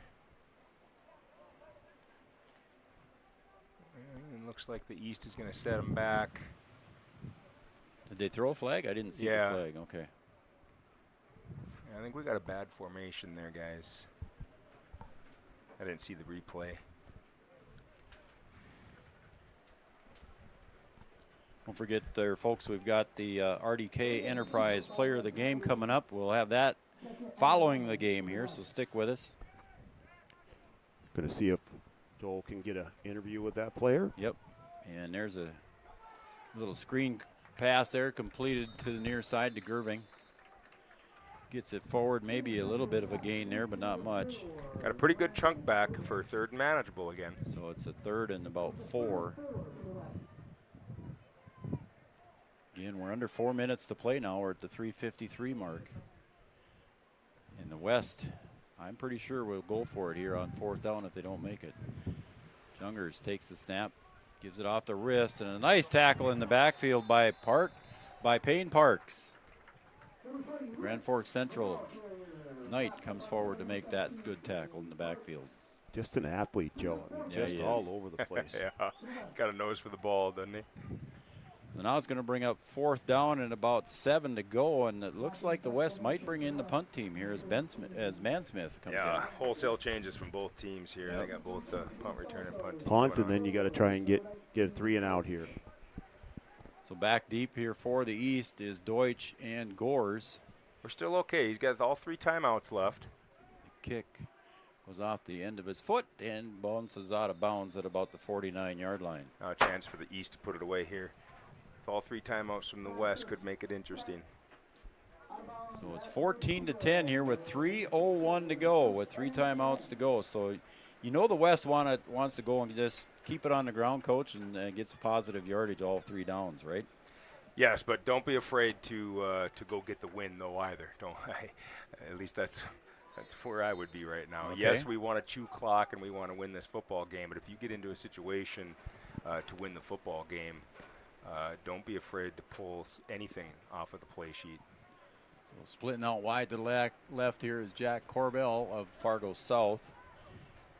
And Workentine in the backfield. He's going to hand it off to Leshik, and he goes up the middle. And again, he hits nothing but a wall there, maybe a loss of 1. Big number 77, Lucas Schweigert, again on the tackle. Yeah, just too much in there. Those big guys stuffing it up in the middle. Schweigert, just a big boy, 6 foot 270, just taking up space in there. Tough to get underneath of a guy that's 6 foot 2. Boy, that sure is. And at that weight, definitely immovable. It's going to bring up 2nd and 11 with a loss on the play, and we got a timeout on the field here. It looks like the West is going to take a timeout. I don't know. They're talking to the referees down here. I didn't see what happened. But it is a loss of 1. We'll take a quick break, Preston, and then we'll come right back on your Thunder Seed scoreboard. 2.5 minutes to go. 2nd and 11. The East leads the West 14-10. Back after this. We should celebrate the $2 million given to Casasa members last year. Dana wanted us to hire a marching band. Amanda thought that we should drop 2 million balloons. And Kevin, well, Kevin always wants to use the money gun. Steve thought, well, what if we just said it? Last year, First Community Credit Union gave $2 million in Casasa rewards. Join in the celebration with your Casasa account and start earning your money back today. Located on the beautiful Goose River in Hillsboro, the Goose River Golf Club offers both recreational and experienced golfers a great round. It's a 9-hole course open to the public located right off exit 104 on I-29. The Goose River Golf Club in Hillsboro offering a full golf course, 9 holes, and a driving range. You'll find great opportunity with membership rates and great rates to enjoy the round of golf, whether you're walking or riding at the Goose River Golf Course in Hillsboro. Learn more at thegooserivers.com. All right, here we go, and there's a 2nd and 10, 2nd and long 10, and a throw, and coming up with a gimp ankle down there. Not getting up very fast. He's holding it, but Xander Newton down there. I think he's the coach's son, if I remember came down right. wrong. Looks like he's going to be all right. Yeah, it looks like he's going to tough through it. Coach's son, I think, is taking a shot to win the football game right there. Could have floated that one a little bit, put a little bit too much hot sauce on that one, I think. Had a man wide open for a first down. Tried to catch him with a pass play here to try and seal it up here a little bit. The West down to 2 timeouts. That saved him 1 right there with the incomplete pass. Again, Workentine back in the gun. Gets a man in motion. That's Gores. He's going to look to Gores with a little screen. Did you see that thing move? Anyway, across the 40 for Gores, down inside the 35, right at the 35, on a nice pass completion. First down for the East. Moving the chains, Coach. I think it did move a Great little bit. play. Did you see that? Yes, yes, sir. It was our first vantage point. It's our first look at a ball from midfield, and man, did that thing move a foot. And Gores had to turn on the jets to catch up to it. Holy cow. That was a fastball with some tail to it. Yeah, I guess there's a good, that's a good analogy right there. Catch. Fastball with a tail. Doing his best Julian Edelman there. I'll update it for you. There you go. There you go. There you go. Now you're younger. The clock is winding. 2 minutes to go here. It's 1st and 10 for the East. Workentine in the gun. Behind him is Nelson. Takes the snap, gives it off to Nelson. Up the middle he goes. Maybe gets forward across the 35. Maybe a gain of 1. And again, a timeout here by the West. We can keep it here, Preston, if you want. We'll keep it here. All right. There's a timeout on the field right now, and the score on the Thunder Seed scoreboard is 14-10. Coach, I got a question for you. You know, in basketball, it's Class A versus Class B, and there's certainly some rivalry there. I mean, this is East-West. Is there a little bit of rivalry there between the East and the West where we really want to win this thing? Oh, absolutely. I mean, of course, everybody's out here for the experience, and they're out here for fun. I mean, they're I guess, gaining lifelong friendships, I think. Right. And that's what we're mostly here for. That's 90% of it. But you bet, I mean, at the end of the day, you definitely want to win this football game. Absolutely. Everybody's got that competitive spirit in them. And the West is going to pull out everything they've got to try to win this thing. So there definitely is a rivalry here. And I'm sure the coaches have gotten them pumped up all week long, too, about that very thing. Well, we certainly got a good football game here. We sure Just did. a 4-point game coming down to the wire here. And the East trying to put this thing out of reach. Yeah, and big chunks have been hard to come by all day long. And a little bit of a rock fight, but a good football game. Workentine in the gun. Again, Nelson behind him. Long snap count. He'll pitch it off to Nelson. Going to go around the right side, see if he can keep him in bounds. He wants to stay in bounds, but he goes out of bounds. So a good tackle there on the west sideline over there. And saving some clock and a timeout. Yes, sir. Very nice defensive play. Yes, it by was. that young man. So it's going to bring up now 3rd down and about 11 again here for the East squad. And we're saving a timeout here. Yep. I would think if you're going to run it, you're going to run it up to, well, there's a change of possession. A lot of time. Yep. So Workentine with Leshek behind him in the backfield. Sadler in motion. Leshek in the handoff straight up the middle, and that's going to make a 4th down very close. Nice carry for about 10 yards, maybe 9 yards. A little frustration on the field there, but no flag. Now I think you're going. There's the final timeout there used by the West. Let's take a quick 30-second, Preston, and we'll take a break here. On the Thunder Seed scoreboard, the East leads the West 14-10. It's 4th down and short. We'll be right back after this message right here on Three Borders Sports Network. Congratulations to Hillsborough Central Valley's Barrett Willison, Jace Leshek, and Parker Gallagher on being selected to the North Dakota Shrine Bowl 11-man East team. The Hillsborough Central Valley schools and Borough teammates are proud to have you representing your schools and community. Thanks for being a Borough. The Hillsborough Central Valley schools wish all families a safe and fun summer. All students are encouraged to participate in their school and community events. There's more at 104. Hillsborough, North Dakota has everything you need on your next road trip. Food, fuel, fun, and family-friendly activities. Stop by and fill up your tank or grab a bite to eat. Have a blast at Goose River Golf Club, the swimming pool, or one of our beautiful parks. There's even ice skating and cross-country skiing. Take in the sights or stay the night so you don't miss a thing. Experience Hillsborough and see why there's more at 104. All right, welcome back here to Mayville State University here for the Shrine Bowl 11-man game. And Workentine looking at 4th down, and they marked it a little bit short of where it was. And now we got a timeout here by the East here, Coach. So a little bit of a chess match going on between the two coaches. They want to see what we're setting up. They want to see what you're setting up. And you bet. Now we're going to take a timeout and talk about it. Absolutely. I want to thank Irie Insurance here, our pregame sponsor, Hillsborough EDC as well. Cruisin' Cafe, we want to thank them. Thunder Seed is on our scoreboard. Farmers Union Insurance, bringing our first downs to you. Their sideline reports, the 11-man halftime show they're going to be on, and appreciate all them. And then, of course, RDK Enterprise, their precision player of the game, and they'll cover our post-game for us, too, as well. RDK Enterprise. And, you know, the Shriners do great things. I mean, we got to throw our hats off to them, too, as well. Shriners have a great event here. The boys got to see some of the Shriner patients, and what a great event. Great event. One of the cool things here, if you're at the game and there's a touchdown and there's a kickoff, they ask you to stand for those who cannot, and I just think that's a real nice touch during this game. Very, very cool. All right, here we go. It's 4th down and a long 2. We're going to say maybe 4th and 3.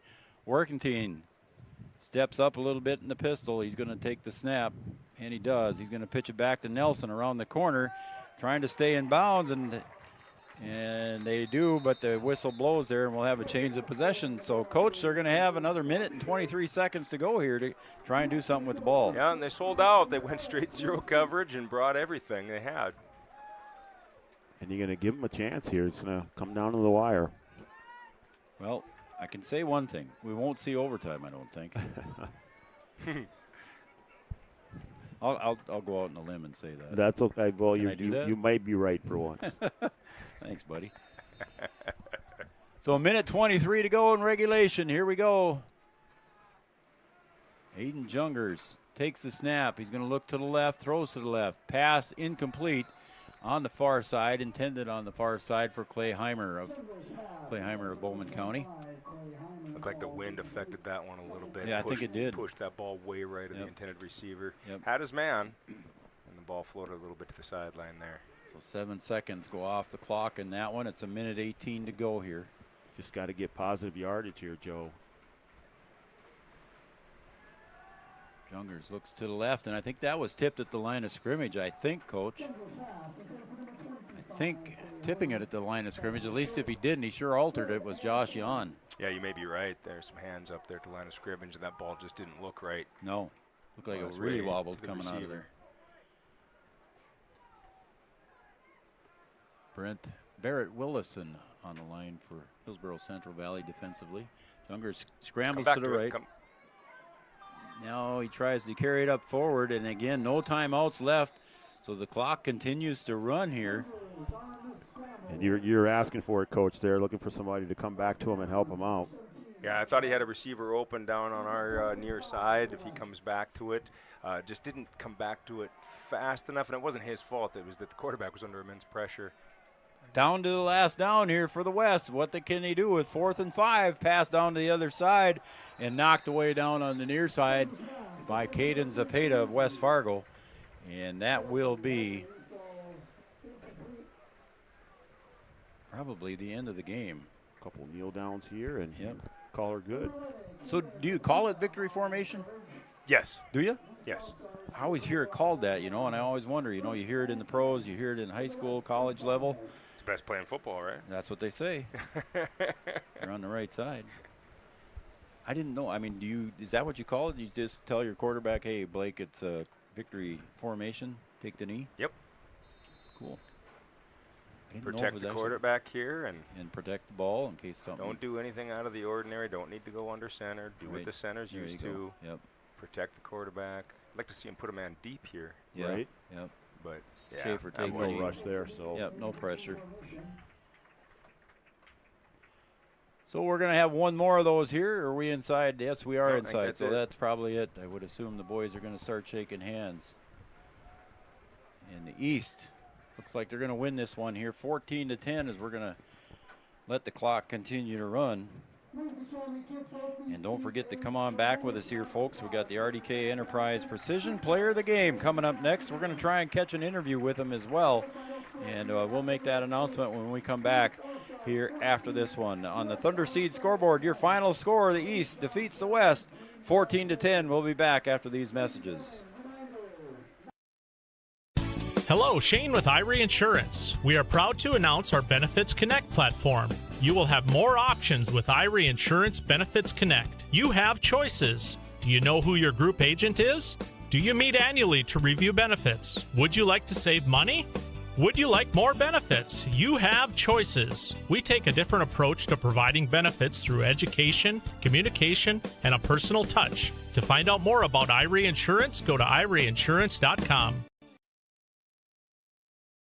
It's the concert event of the summer in the Brainerd Lakes area. Lakes Jam, June 22nd through June 25th at Brainerd International Raceway. R&J Broadcasting is the presenting sponsor. Experience Lakes Jam. For rock and rollers, the main stage features Tesla, Warrant, and Hairball. For country enthusiasts, John Party, Cole Swindell, Gabby Barrett, and Mark Wills. Experience watercross, drifting, and lawnmower racing. For on-site camping, lodging, and tickets, visit lakesjam.com. All right, we're back here at Mayville State University, Three Borders Sports Network, your live event. We had the 2022 edition of the 11-man Shrine football game, and we're going to just have the RDK Precision Player of the Game coming up here as soon as they have their team huddle there, and Joel Morgan will have that interview with our RDK Enterprise Player of the Game here coming up very shortly. Again, our final score was 14-10. Wade, you thought it was a well-played game there, Coach. Yeah, it was fun to see it come down to the last possession. That's what you want to see. Comes down to the last possession, so it made it exciting for the fans, too, as well. One slight injury there earlier in the game today, but he was walking around on his own power, so hopefully everything's okay there. So it was a player on the West squad. I think it was Boomer, wasn't it? Wasn't it Riley Boomer? Yes. Yes. So the 9-man teams are coming out to warm up here. And hang with us here as Joel Morgan will have the player of the game coming up here. All right. He's coming over toward Joel, so I'll, well, maybe not. Is he going to be able to track him down over there? Well, he had him for a minute, and then he went back for the player huddle and the team huddle. So let's see. Flag him down, Joe. Got the 9-man guys out there already? Yep. And he's heading away from you, Joel. Well, they want to take a picture now, so they are going to, somebody's. Let's take another break, and we'll come right back here with RDK Enterprise Player of the Game. State University is a place where students have the chance to discover their paths to success, whether that's in the classroom, on the field, or on the stage. Small class sizes, hands-on learning experiences, and our unmatched personal service ensure that our students come first. Here, students are more than just a number. They are part of a family. Go to mayvillestate.edu to see what opportunities lie ahead for you. Mayville State University, your success is closer than you think. Olson Accounting offers services for individuals including financial and retirement planning, taxes, estate planning, and elder care. For business, Olson Accounting can help you with a variety of services including payroll, audit, strategic planning, and taxes. Learn more about these services and more to help you and your business or farm operation by visiting colsoncpa.com or call 701-683-2700. Olson Accounting of Lisbon. Once again on the Thunder Seed scoreboard, the final score, the East defeats the West. Our RDK Enterprise Player of the Game is down with Joel Morgan on the 50-yard line. Take her away, Joe, and introduce the young man. We're talking with Grant Workentine, the quarterback from Cheyenne High School, quarterback for the East here in the victory. How's it feel to get the win? Feels great. You know, you get to play with all your East rivalry buddies, and you come together as a family. And then to come out here and play the West again, it's always great competition from those guys. So, I mean, to get the edge on them and get the win feels awesome. What was the biggest key for you guys? I know it looked like the first half on both sides, everyone was getting used to each other, playing a live game. You guys came together. What were those big keys on offense for this win? Yeah, I mean, it was clear on both sides of the ball, both teams. It's just a bunch of dogs out there. A lot of great competition, but we kind of figured out what was working for us, stuck to that, and just kind of put some hard drives together and found the end zone. What did this experience mean for you the last time to represent the Mustangs, and you get the opportunity to play for Coach Newton once more? What do those two things mean? It's everything. I mean, to strap up as a Mustang one more time after playing there for 3 years, it's great. Again, playing with some competition I didn't think I'd ever get to be on the same team as. That's also great. But I left here and I learned a lot more than just football.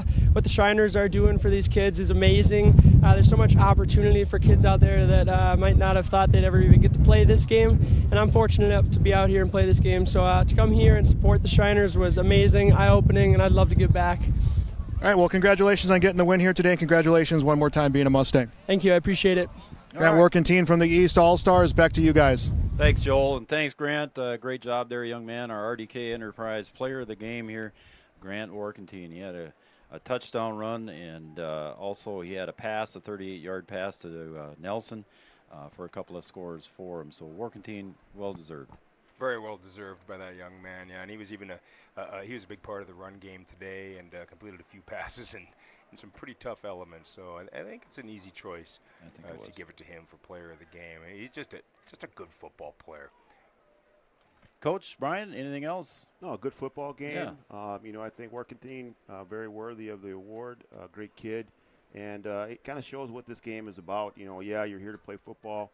But like it says, it's eye-opening to see what the Shriners do and what they're about. And just to hear him say that he would like to give back, I think that's an important part of this game. That's huge. That was very, very well said by Mr. Workentine. So that's pretty cool. All right, Coach Wade, thanks again for coming in and joining us here in the booth tonight. Thanks for having me. Appreciate you coming up, buddy. Yeah, it's my pleasure. I had fun. I always have fun with you guys. Brian will put the check in the mail for you. Yep. Don't wait too long for it, though. Okay. Preston, your check's in the mail too, buddy. Nice job producing today. All right, for Brian Watson, Wade Gilbertson, I'm Joe Schreiner, Three Borders Sports Network, your live event, your final score, the East defeats the West in the Shrine football game, 14-10. We're going to be back with the 9-man game here in about 15 minutes or so. We'll be back with that. Check out our websites for our links, and we will be there. Thanks, everybody, again. Your final score, the East defeats the West, 14-10. Thank you, everybody. Thank